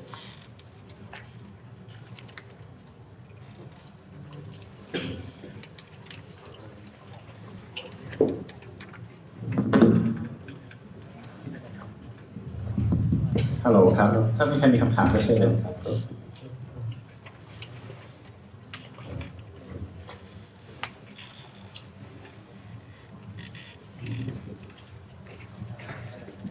สวัสดีครับถามเดวิดเทย์หน่อยว่าในการยกคำว่า currency ขึ้นมาเนี่ยครับอย่างมันก็จะมีเรื่องของ value ใช่ไหมฮะอย่างเดวิดเทย์พูดครั้งแรกว่าถ้าเราพูดถึงเงินบาทเราแทบจะไม่เข้าใจว่ามันคืออะไรจนกว่ากระทั่งเราเปรียบเทียบมันกับค่าเงินอื่นอันหนึ่งเช่นกันเวลาที่เรานึกถึงว่าพันธลักษณ์เนี่ยนะคนที่นำเสนอศิลปินใช้ศิลปินใช้งานศิลปะเป็นเครื่องมือเพื่อจะนำเสนอเรื่องเนชั่นเนี่ยผมอยากจะคิดชวนถามต่อว่าในกรณีของเอเชียตะวันออกเฉียงใต้เนี่ยมันควรจะนิยามอย่างแคบกว้างไงเช่นสมมติว่าศิลปินซึ่ง DNA เป็นคนเอเชียตะวันออกเฉียงใต้แต่ไปสร้างงานที่ต่างประเทศอย่างนี้นับเป็นศิลปะของเซาท์อีสต์เอเชียหรือเปล่าคือไครทีเรียในการ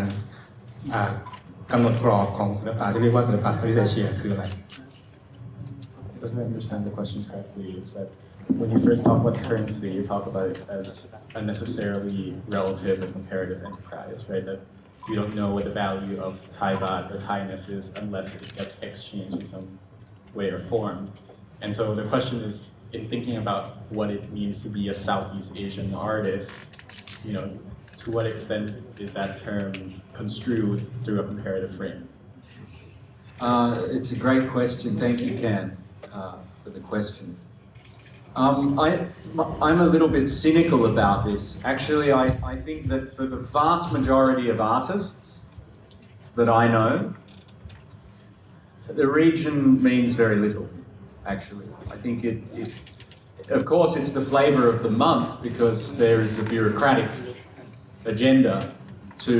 start to see Southeast Asia as a region now, with the AEC and so on.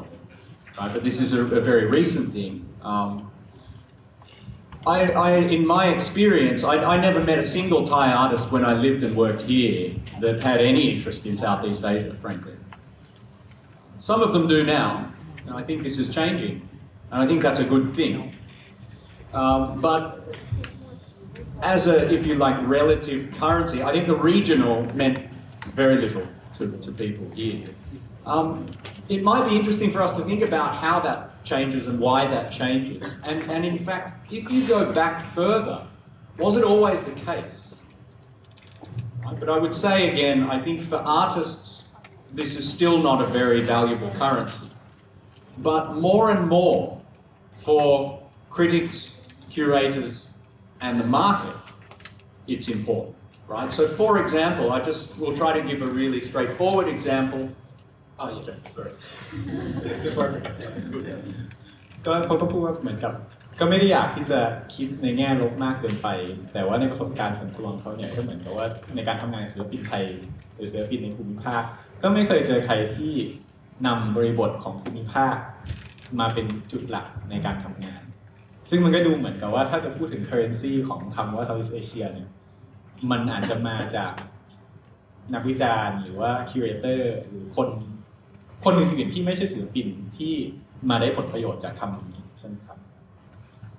So one example would be to think about how you price artworks. And putting a price on artworks is a terrible business. Nobody likes doing it, but it's something that has to be done for artists to eat, right? So when you put a price on an artwork, depending on who you're talking to, there will be a way of doing it, right? And the way you do it is comparative. It's a comparative currency. So you'll look at maybe the artist's age, maybe the number of solo shows they've had, what they've done overseas, maybe who has written about you. You gather all these currencies, right? ซึ่งตัวอย่างที่ชัดเจนที่สุดก็คือการตีมูลค่าของงานศิลปะเวลาที่เราจะขายงานใช่ไหมครับซึ่งมันเป็นสิ่งที่เราจะไม่อยากทำแต่มันก็หลีกเลี่ยงไม่ได้และถ้าพูดถึงในระดับภูมิภาคแล้วเนี่ยมูลค่าของงานศิลปะมันก็จะเกิดขึ้นต่อเมื่อเราเปรียบเทียบศิลปินนั้นว่าเขาเคยไปแสดงงานที่ไหนมีใครเขียนถึงเขาบ้างมีใครคอลเลกต์งานของเขาบ้างใช่ไหมครับแล้วก็มันก็จะเกิดการเปรียบเทียบขึ้นว่าในหมู่ศิลปินระดับภูมิภาคเนี่ยคนนี้มี standing หรือว่ามีสถานภาพยังไงบ้างที่จะทำให้เกิดมูลค่า So the question is, against what are you comparing? Now, there are practices in the Southeast Asian art world of comparing artists to other artists from the same nation in order to try to determine how valuable their work is. So you look at other artists, same generation, similar art form, equally famous, whatever. And there's a range for you to find the price value of the work. I mean, it's quite, I know, Can, this is a very literal answer to your question, but this is how it works. Whether artists like it or not, that comparison is increasingly regional, right? It's increasingly a comparison across countries, right? And we still don't know, here we still don't know very much about the Indonesian art world, right? We still don't know very much about Khmer contemporary art. Right? But more and more, it's against those standards that artists' work from Thailand is being valued. คือถ้าเราจะพูดถึงในอดีตแน่นอนกรอบของการเปรียบเทียบเนี่ยมันก็คือกรอบของชาติก็คือศิลปินในประเทศไทยก็ถูกเปรียบเทียบกับศิลปินท่านอื่นในประเทศไทยแล้วก็จะเกิดการตีราคาจากจุดนั้นใช่ไหมครับแต่ว่าในยุคปัจจุบันเราก็จะเห็นว่ามีการเปรียบเทียบในระดับภูมิภาคมากขึ้นแต่ปัญหาคือในจากมุมมองของคนไทยเนี่ยเราก็ไม่ค่อยจะรู้จักศิลปินร่วมสมัยอินโดหรือเขมรหรือประเทศอื่นๆที่เป็นเพื่อนบ้านเราสักเท่าไหร่แต่ในการตีมูลค่าเนี่ยมันก็จำเป็นที่จะต้องไปเปรียบเทียบกับ ศิลปินเหล่านั้น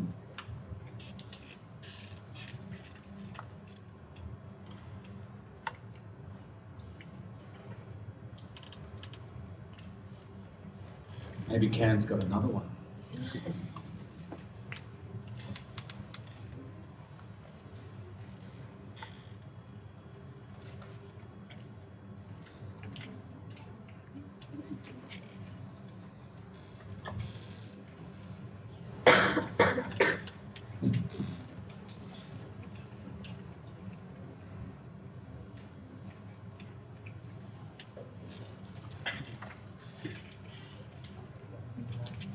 Hi, David.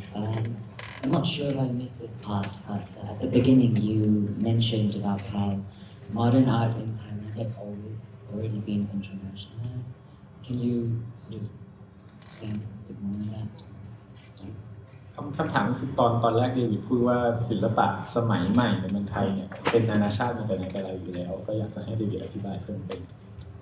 There are two sources that you might go to if you're interested in this question. One of them is Apinan's book, Modern Art in Thailand, published in 1992. The other one is the thesis of Tasanai Sektaseri,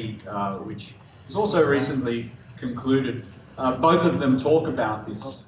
this issue. When modern art as such emerges here in Thailand, it was an institutional project that was directly sponsored by and in fact conceived by government and government actors. ก็จะแนะนำว่าให้ไปดูหนังสือของอาจารย์อภินันท์แล้วก็ thesis ที่เพิ่งทำเสร็จของอาจารย์ทัศนัยเซซิลีแล้วก็คือที่เดวิดต้องการอธิบายคือการความเป็นสมัยใหม่ของศิลปะไทยเนี่ยมันก็เป็นโปรเจกต์ที่ถูกสร้างขึ้นโดยรัฐโดยรัฐบาลนะครับว่าต้องการให้ศิลปะไทยมีความเป็นสากลขึ้นมา More to the point, its birth was absolutely contemporaneous with the birth of the modern nation and modern nationalism as such. Right, so we're talking about the early 1930s. Of course, there is a radical change in the political system in 1932, and as soon as 1933, I think it was that Ajahn Sin is asked to write a syllabus for the Rongrien Panit Silapakam, right, which is the form that became Silapakon University about roughly 10 years later. Right, so it's the very birth of modern art is very closely tied to the beginnings of modern nationalism and the modern state. ซึ่งก็คือการจุดกำเนิดของศิลปะสมัยใหม่มันก็ไม่สามารถที่จะตีตัวออกห่างจากการกำเนิดของลัทธิชาตินิยมหรือความเป็นชาติไทยได้ก็คือเดวิดก็พูดถึงศิลปะที่เกิดขึ้นหลังปี 1932 ใช่ไหมครับหลังการเปลี่ยนรูปแบบการปกครองแล้วก็มันเป็นอย่างบทบาทของอาจารย์สิงห์เกียรติศรีที่เข้ามาก็คือมารับใช้รัฐบาลใหม่ที่เกิดขึ้นมานี้ในการสร้างชาติ What did it mean to do modern art then? Let's say the 1930s or 1940s. Well, it didn't mean doing anything Thai, that's for sure. It certainly wasn't about Thainess. Right? Doing modern art at that time was an Italian belles artes or fine art, beaux-arts, traditional academic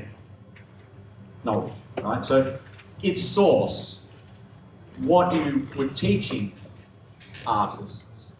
what other art they looked at as models, what the teacher himself was doing.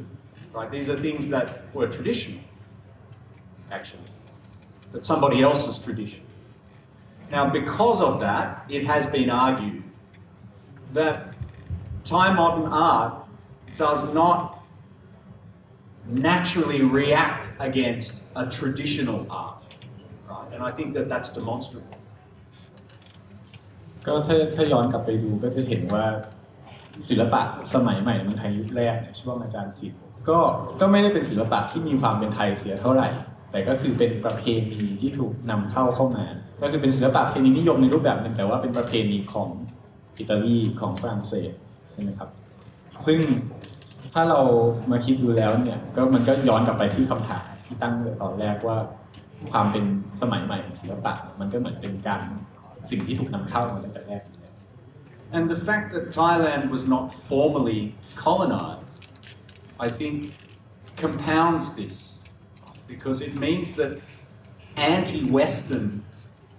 spirit was not an essential ingredient of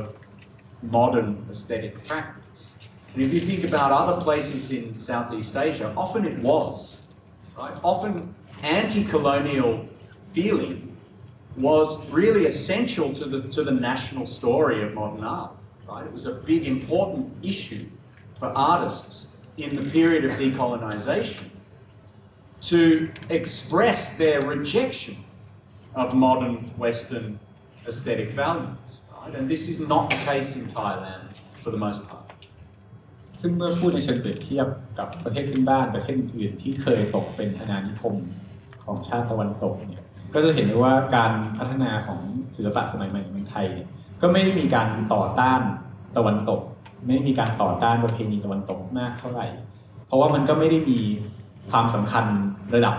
ของการเมืองที่เข้ามาเกี่ยวข้องด้วยว่าจะต้องการต่อต้านเจ้าของอาณานิคมใช่ไหมครับเพราะว่าประเทศไทยไม่เคยถูกตกเป็นอาณานิคมของ Instead, in fact, there's quite the opposite. There is a great enthusiasm for Western styles and Western discourses of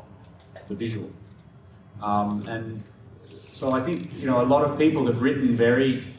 persuasively, much who know this history much better than I do, about, for example, the vernacularization of media in this period of nation building, particularly under the Sixth King and later. Someone who's written very well on this is Rosalind Morris in her book from the year 2000 called In the Place of Origins, where she writes about the role of the arts and the role of image makers and theatre people and photographers in the fashioning of a modern bourgeois subject, right? The actual imagining of what a Thai person, a Thai capital T person should be like, right? And that this was through the conversion of foreign technologies like radio into kind of vernacular, local forms of use. ก็จะมีประวัติศาสตร์ส่วนที่คิดว่าสำคัญก็คือการปรับแปลหรือการแปลศิลปะตะวันตกเนี่ยให้มีความเป็นไทยเกิดขึ้นมาได้ยังไงจากศิลปะตะวันตกซึ่งหนังสือที่เดวิดแนะนำก็คือหนังสือของ Rosalind Morris In the Place of Origins ตีพิมพ์เมื่อปี 2000 นะครับก็คือจะพูดถึงการสร้าง subject ที่เรียกว่าเป็นคนไทยขึ้นมาจากศิลปะแขนงต่างๆไม่ว่าจะเป็นภาพถ่ายหรือว่าการละคร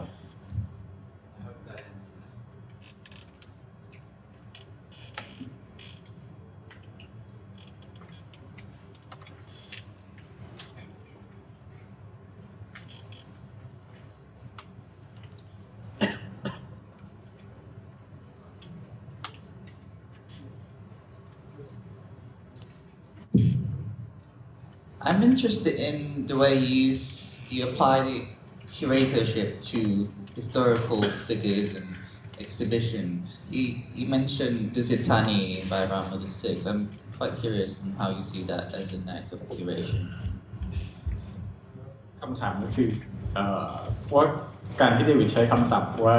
การเป็นพันธรักษ์เนี่ยมันดูเหมือนกับจะครอบคลุมอะไรมากมายหลายๆอย่างอย่างเช่นโปรเจกต์ดุสิตธานีที่กล่าวถึงก็อยากให้อธิบายเพิ่มเติม I admit that we're stretching the definition here, but these figures that I mention, and in Thailand, the ones that spring to mind happen to be kings. It's not because I think kings are necessarily the interesting ones, but they were very often charged with the articulation of a national or collective sort of image. And so Dusit Thani occurs to me as, in a way, a kind of quintessential or a fundamental moment in which the government itself Like the state itself as a thing represents itself as such, right? Not the state saying we are this family or that family, but the state saying we are the state, right? We're a collective entity. And this took exhibition forms, right? This was done through exhibition. Another thing they did was that they miniaturized the constitution, right? So first of all, they gave a picture of the nation, how a functioning democracy looked like, and then they gave the rule book out to people in the provinces as a little badge that you could wear. And these acts have been tremendously influential on how people, even to this day, respond or relate to the state and to the constitution. Right? These are still practices of governance that are ongoing, believe it or not. So I think that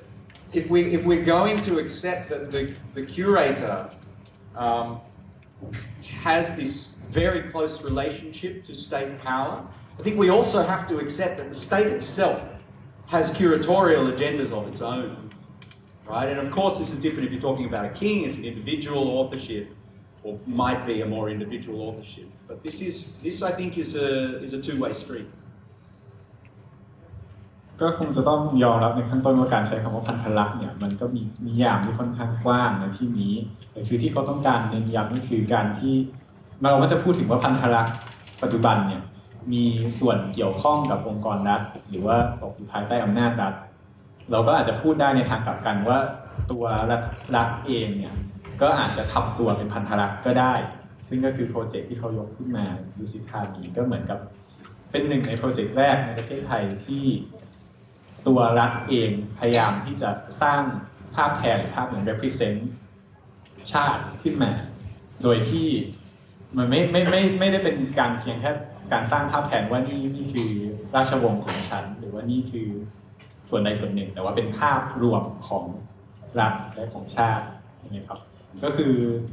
เขาก็ต้องการคิดถึงว่าการใช้คำว่าพันธรักษ์ในการคิดถึงนิทรรศการเหล่านี้เนี่ยมันทำให้เราเข้าใจกระบวนการการสร้างชาติขึ้นมาเพิ่มเติมอย่างไร I think that perhaps what a history of curating might do for us is to bring art studies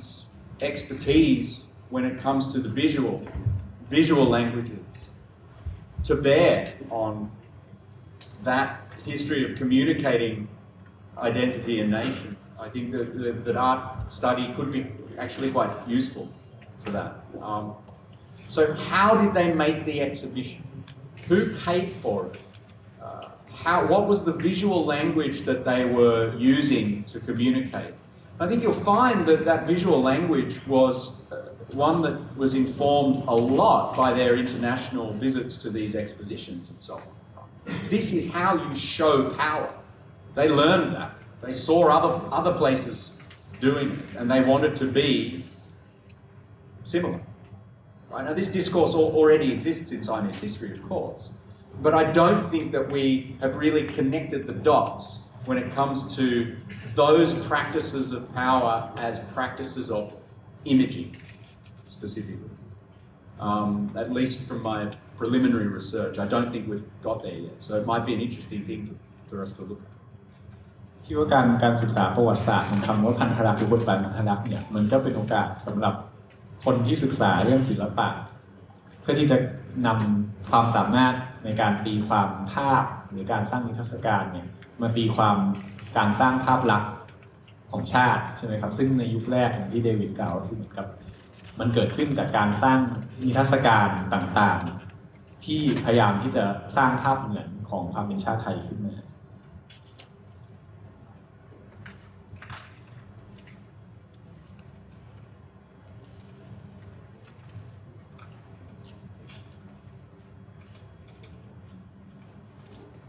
ใช่ไหมครับ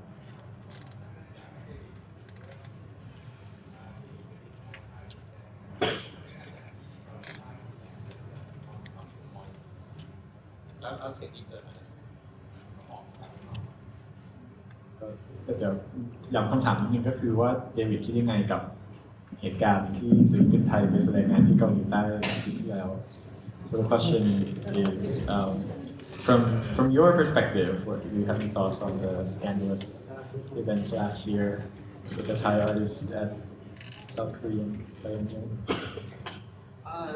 I have to admit that I didn't follow the scandal closely. I'm not on Facebook, so I get news very late about things. I think it was a storm in a teacup, frankly. I think that the real scandal was the total lack of curatorial responsibility that allowed that situation to develop in the first place. To me, that's what's scandalous. You know, the political battle over different forms of expression is part and parcel of what artists do and what they argue about. I embraced that debate, actually. But what I think was shocking was the curator's cluelessness to be able to get into that situation in the first place. สิ่งที่น่าตกใจหรือเป็นเรื่องอื้อฉาวจริงไม่ใช่ดีเบตที่เกิดขึ้นแต่ว่าเป็นความไร้ความรับผิดชอบของพันธรักษ์ที่ปล่อยให้เกิดสถานการณ์อย่างนั้นขึ้นตั้งแต่ต้น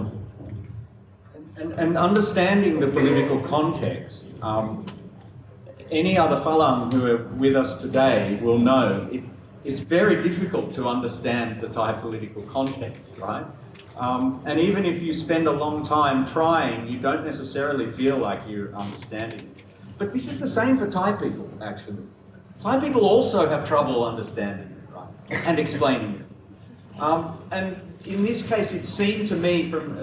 an outside point of view that this curator, at no point did this curator do any kind of research on, you know, what was the context that produced those images and those artworks before he decided, okay, they're going to be in my exhibition. And that, I think, is, you know, in a way, it's kind of a sad reflection on the state of curatorial practice in Asia. ซึ่งก็อย่างที่ฝรั่งคนอื่นในห้องจะเข้าใจมันเป็นเรื่องยากจะเข้าใจบริบทการเมืองของประเทศไทยแม้แต่คนไทยเองก็ยังงงๆก็คิดว่าปัญหาของที่เกิดขึ้นมันก็ง่ายๆก็คือพันธรักษ์เองก็ไม่ได้ทำกันบ้านมาใช่ไหมครับแล้วก็ไม่ได้พยายามทำความเข้าใจกับการเมืองไทยเลย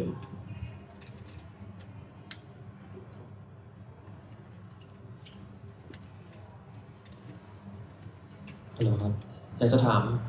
เดวิดครับว่ามีมุมมองยังไงเกี่ยวกับการที่พันธรักษ์จากต่างประเทศเข้ามาใช้เวลาอันสั้นในการเซอร์เวย์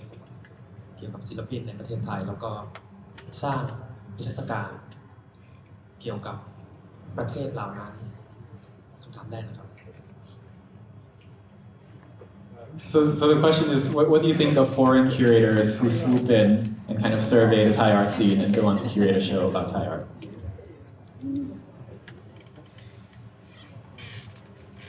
Well, I was one of those. I think they're great.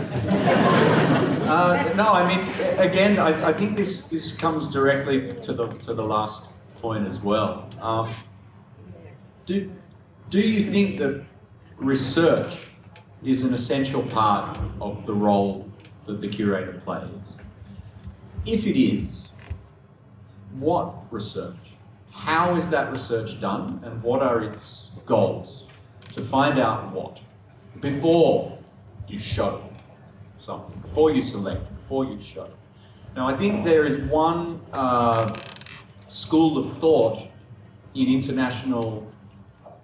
curatorial circles that is very devoted to the idea of the individual artist's practice. And this, I think, is one important way of learning about artworks. At the same time, I think that there is an approach that is more about context, history, social relations, and so on. And I think that you have to do both of those things. I think that the tendency that you have caricatured there, foreign curators to swoop in and pick mushrooms and exhibit their work elsewhere. I think is the sort of curator that doesn't know much context and history. And I think that's my answer is I don't care where they come from, actually. Have they done their homework? Do they know the artist? Good. Do they know some of the context? Okay. Then that's okay with me. ประเด็นสำคัญก็อาจจะไม่ใช่ว่าพันธรักษ์คนนั้นมาจากที่ไหนใช่ไหมครับเป็นคนไทยหรือเปล่าแต่ว่ามีความเข้าใจถึง practice ของศิลปินที่เขาจะนำไปจัดแสดงหรือเปล่ามีความเข้าใจบริบททางสังคมการเมืองไทยหรือเปล่าแล้วก็คือเหมือนกับเราต้องถามว่างานหน้าที่ของพันธรักษ์ในการทำงานวิจัยในประเทศไทยเนี่ยคืออะไรว่าสิ่งที่เขาทุ่มเทเวลาทำลงไปเนี่ยมันจะมีมูลค่าอะไรเกิดขึ้นมาในการจัดนิทรรศการ I should add that at the same time, Thai curators go to other places and pick mushrooms too, right? And I think this is actually happening more. I think that we might once have felt that was a sort of neo-colonial kind of relationship to curatorial power. But I think that that's not something that will always be the case, and this is why I think it's important to try to historicize that process and to try to see when the flow of currency changed, because the sources of that I think will be important. ในทางกลับกันเราก็อาจจะคิดว่าณปัจจุบันก็มีพันธรักษ์ชาวไทยที่ก็ไปต่างประเทศแล้วก็ไปดูงานศิลปินต่างประเทศแล้วก็คิวเรตงานที่นั่นเช่นเดียวกันก็มันก็เหมือนเป็นการเปลี่ยนแปลงของสภาพสังคมว่าเหมือนสมัยก่อนเหมือนฝรั่งเข้ามาและมีอำนาจในการเลือกในขณะปัจจุบันก็คือมีคนไทยที่ออกไปแล้วก็มีอำนาจในการเลือกในทางเช่นเดียวกัน I should add that when I moved to Thailand and started working with artists, I never ever got that attitude. I never got that as a concern. At no point that I'm aware of did an artist say, "Oh, he flies in here and picks winners and sends them off to fantastic successes elsewhere." I mean, one reason is that I didn't really do that, but I think it's really it comes back to the economy of trust that exists between artists and curators,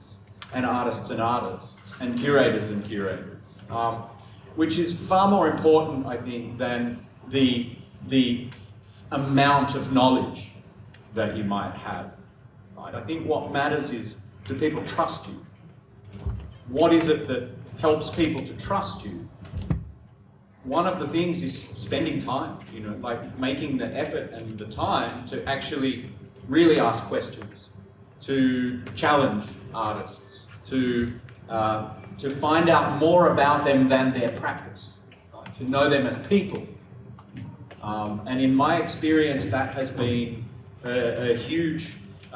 success in being able to work with artists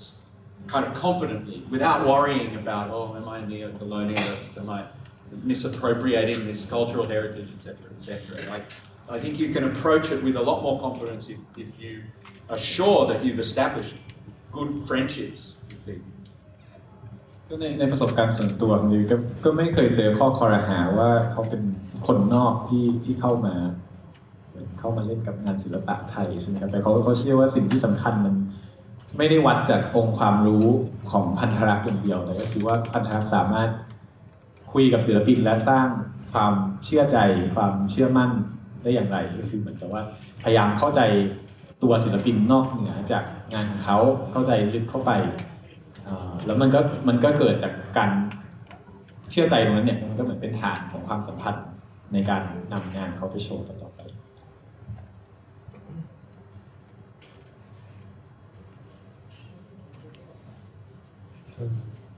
The next question, as you can see, a lot of there's a rising trend of the regional shows, and a group of curators who are working together and to realize some projects around the regions. Then,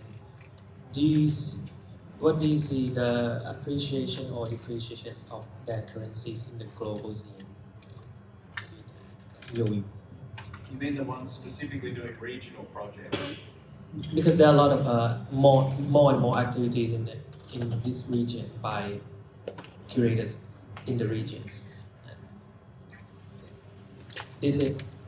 appreciate the currencies in the global scene?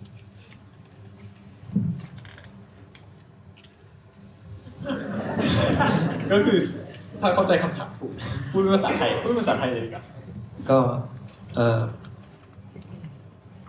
มีแนวโน้มที่จะเกิดกิจกรรม หรือว่านิทรรศการที่เกี่ยวกับ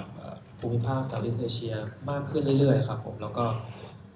กลุ่มของคิวเรเตอร์ได้ทำงานร่วมกันที่หลุดออกจากบริบทของตัวเองออกไปในวงของภูมิภาคมากขึ้นแล้วก็อยากจะถามเดวิดเต้ว่ามีมุมมองอย่างไรแล้ว currency ของกลุ่มคิวเรเตอร์พวกนี้ในโลกศิลปะมันเพิ่มขึ้นหรือมันลดลงยังไง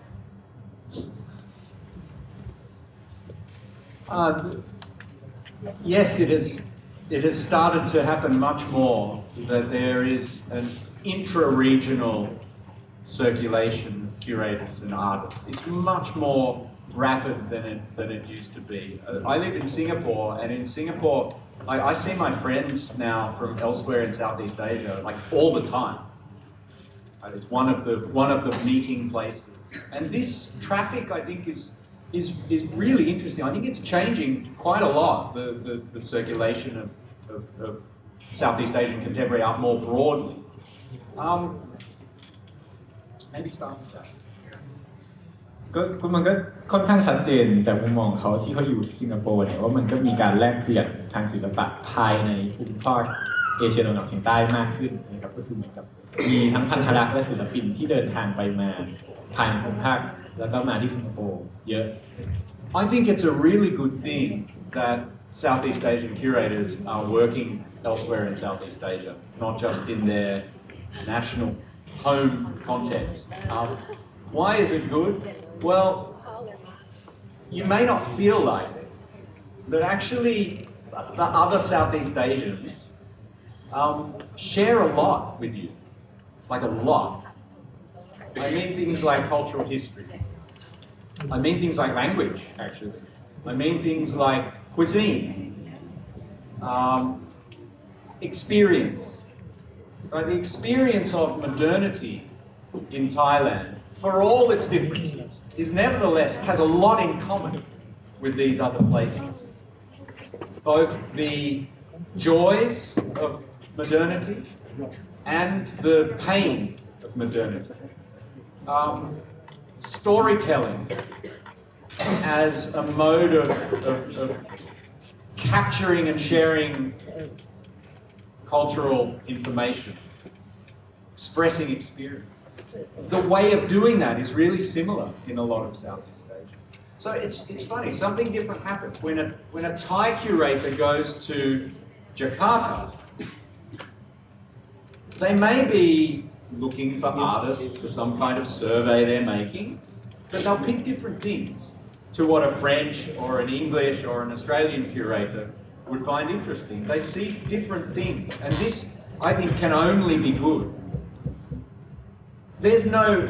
essential reason that they should be circulating within the region, and there's no single regional story that needs to be told. But what's good is that there's more diversity of the points of view that are selecting and showing work. And I think that diversity is long overdue. Right? We all know how it sort of settles into the usual suspects from each given country. There's one such exhibition about to happen in Japan in July. I think it's called Sun Shower. And it's a big, like diplo level, like massive institutional survey of Southeast Asia. And a lot of the curators have been complaining for many months that, you know, the institutions want certain artists, right, that are known figures in most cases who have certain currencies already. And these advisors who are from various countries in Southeast Asia have been struggling the whole time, in some cases successfully and in some cases not, to try to diversify the selection, to put in other things that they think is interesting, that doesn't necessarily look important or interesting to an institution somewhere else, but which they are prepared to make the argument for. I think this is a very healthy thing. ซึ่งคำตอบแรกคือมันก็เป็นสิ่งที่ดีที่มีพันธรักษ์ภายในภูมิภาคเนี่ยที่เดินทางไปมาหาสู่กัน เพราะว่าคือถ้าคิดง่ายๆมันก็เป็นการสร้างแง่มุมใหม่ๆใช่ไหมครับคือถึงแม้ว่าพันธรักษ์ที่เข้าไปในอินโดอาจจะมีจุดประสงค์เดียวกันคือไปทำเซอร์เวย์โชว์กันเกี่ยวกับศิลปะอินโดแต่พันธรักษ์ที่เป็นคนไทยที่ไปคนฝรั่งเศสที่ไปก็จะเลือกศิลปินที่แตกต่างกันเพื่อไปทำเซอร์เวย์โชว์ของตัวเองมันก็เป็นความหลากหลายที่เกิดขึ้นแล้วก็อีกตัวอย่างที่เขายกก็คือนิทรรศการที่จะเกิดขึ้นที่ญี่ปุ่นในเดือนกรกฎาคมว่าเป็นนิทรรศการที่มีการร่วมมือกันระหว่างภาครัฐหลายๆรัฐในเซาท์อีสต์เอเชียแล้วก็มีการพยายามผลักดันให้โชว์ศิลปินที่เป็นที่ยอมรับอยู่แล้วใช่ไหมครับที่อยู่ในพิพิธภัณฑ์อยู่แล้วแต่ก็มี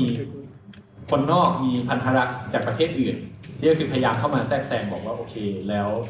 มันมีวิธีที่จะดึงเอาศิลปินคนอื่นออกมาจากประเทศนี้ได้ไหมที่จะสร้างการเล่าเรื่องในวิธีใหม่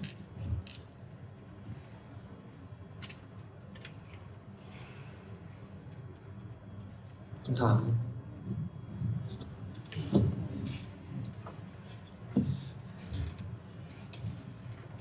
สวัสดีครับ I'm still not sure how to frame my questions, but I think I'm curious about your second point,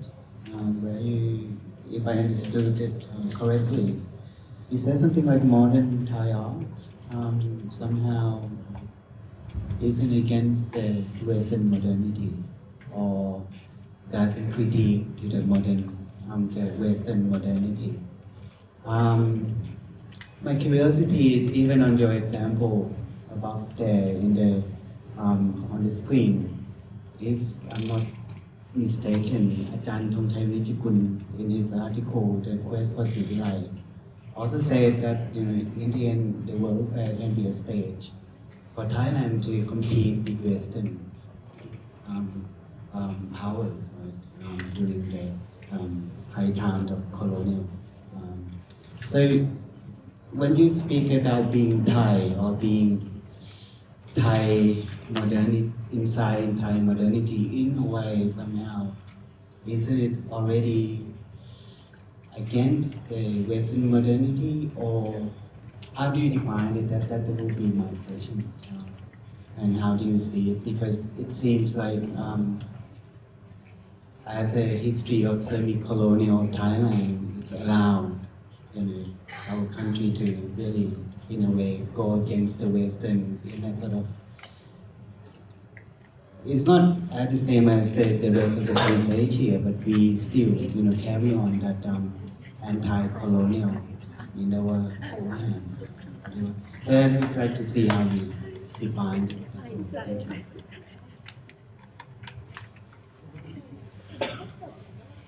ช่วยแปลเป็นไทยเลยนะครับ ได้ครับคำถามของผมก็คือว่าตอนแรกผมยังไม่แน่ใจว่าผมถามอะไรนะครับแต่ว่า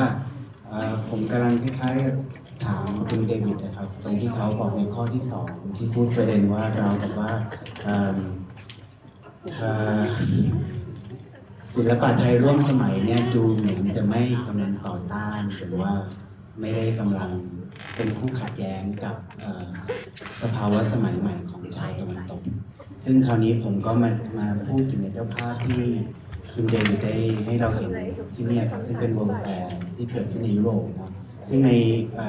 บทความของอาจารย์ธงชัย วิชิตกุลเนี่ยซึ่งภาษาอังกฤษชื่อ The Quest of ศรีวิไลหรือการสวดการไขว่คว้าให้ได้มาซึ่งความศรีวิไลครับในบทความที่อาจารย์ธงชัยเนี่ยเขาอธิบายประมาณว่าในท้ายที่สุดแล้ว World Fair เนี่ยในทางด้านหนึ่งมันก็คือสถานที่ที่ชาติไทยเนี่ยสามารถคอมพีทแข่งขันหรือขับเคี่ยว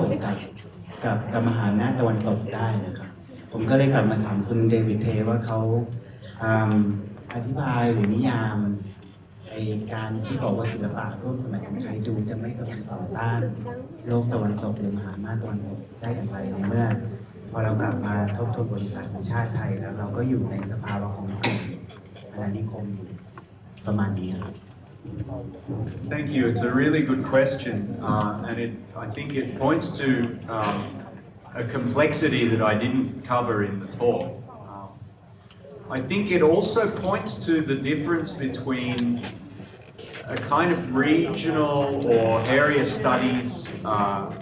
methodology of doing history and what happens in art history and the differences between those two. It's very interesting for me to hear that question. The first thing I would say is I think you're quite right that a kind of competition with Western power was absolutely formative in the origins of Thai nationalism and the Thai state. I think this is a really important thing to remember. It was equal parts anti-colonial resistance, if you like,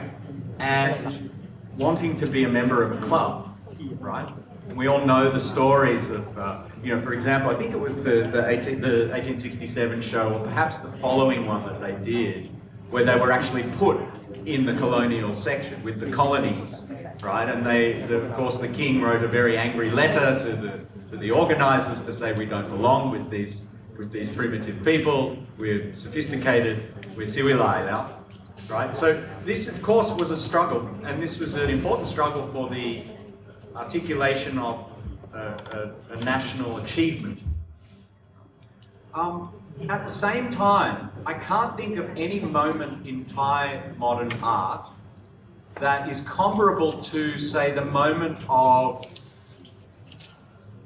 Dada or Marcel Duchamp's anti-art gestures around about the time of the First World War, when the very tradition of Western art was put up on the chopping block by Western artists as something that needed to be overturned or at least questioned in a very fundamental way.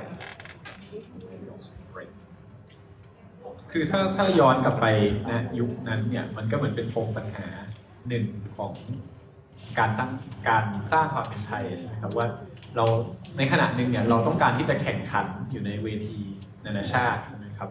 แต่ว่าในขณะคือเราก็ต้องการจอยกลายเป็นรัฐที่ศรีวิไลคือไม่ใช่ต่อต้านแต่มันกลายเป็นพวกเสี่ยวกับเขาซึ่งเดวิดก็ยกตัวอย่างว่าในการจัดเวิลด์แฟร์ครั้งถัดไปเนี่ยก็คือซุ้มของประเทศไทยก็ไปอยู่กับโซนของพวกที่ colonize พวกที่ตกอยู่เป็นอาณานิคมใช่ไหมครับซึ่งตัวรอซีเองก็เขียนจดหมายไปบอกว่าไม่พอใจเป็นอย่างยิ่งที่ทำไมเราไม่ได้อยู่กับประเทศศรีวิไลนะครับก็แต่คือถ้าลองคิดเปรียบเทียบเนี่ยในประวัติศาสตร์ศิลปะไทยมันก็จะไม่มีโมเมนต์เหมือนกับดาด้าหรือดูชองที่ต้องการที่จะทำลายล้างประเพณีศิลปะอย่างใดอย่างหนึ่งคือมันไม่ได้รุนแรงขนาดนั้น So I think that this is quite an interesting point of divergence between art history and political history. When modern art was established in Bangkok, it was an always already institutional project. It was a state project. And it did have a tradition in mind, right? But that wasn't Thai tradition. Thai tradition came later. The idea of Thai tradition didn't exist, or Siamese tradition didn't exist when they started modern art. They only found later that, we have to find our relationship to what art makers did in Thailand before this modern moment, right? So the problem stems, I think, from a fundamental confusion in the Silapakon mafia between the traditional and the modern, right? Because right then at the beginning point, what they had was modern, but without accepting or realizing fully quite how traditional it was, right? It was someone else's tradition, so it didn't feel old-fashioned. but it was extremely old-fashioned. It was conservative. It was neo-fascist, in fact. So this is a confusion that we're still working with the legacy of. ที่คิดว่าปมปัญหาหรือปัญหาจริงๆเนี่ยก็คือการที่ว่าในยุคแรกของศิลปะสมัยใหม่ในไทยเหมือนกับว่าเราเข้าใจผิดว่าความเป็นสมัยใหม่มันเป็นสิ่งที่อะไรก็ได้ที่มาจากตะวันตก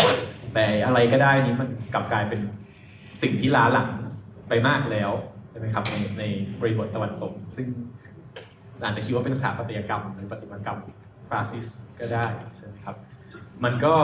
เหมือนกับเป็นอะไรที่เรายังต้อง work through ว่าความเป็นสมัยใหม่เนี่ยทำไมมันถึงได้กลายเป็นสิ่งที่โบราณไปแล้วสำหรับคนอื่น And a final note about this, I hope this kind of answers your question, but this tension between wanting to resist the West or the Western way of doing things in the name of a national other or not, and wanting to be part of the club, the international club, the Brotherhood of Nations, whatever. This tension is still the tension that artists are dealing with all the time. So I think that what you've pointed to is very relevant for us, trying to give a history of the contemporary. มันก็เป็นเหมือนกับเป็นข้อขัดแย้งที่ยังมีอยู่นะในทุกวันนี้ใช่ไหมครับว่าศิลปินในแง่นี้ก็คือต้องการต่อต้านหรือแข่งคือไม่ต้องการเป็นตะวันตกซะทีเดียวแต่ก็ยังต้องการเป็นส่วนหนึ่งของคลับของความเป็นสากลของศิลปินที่enjoy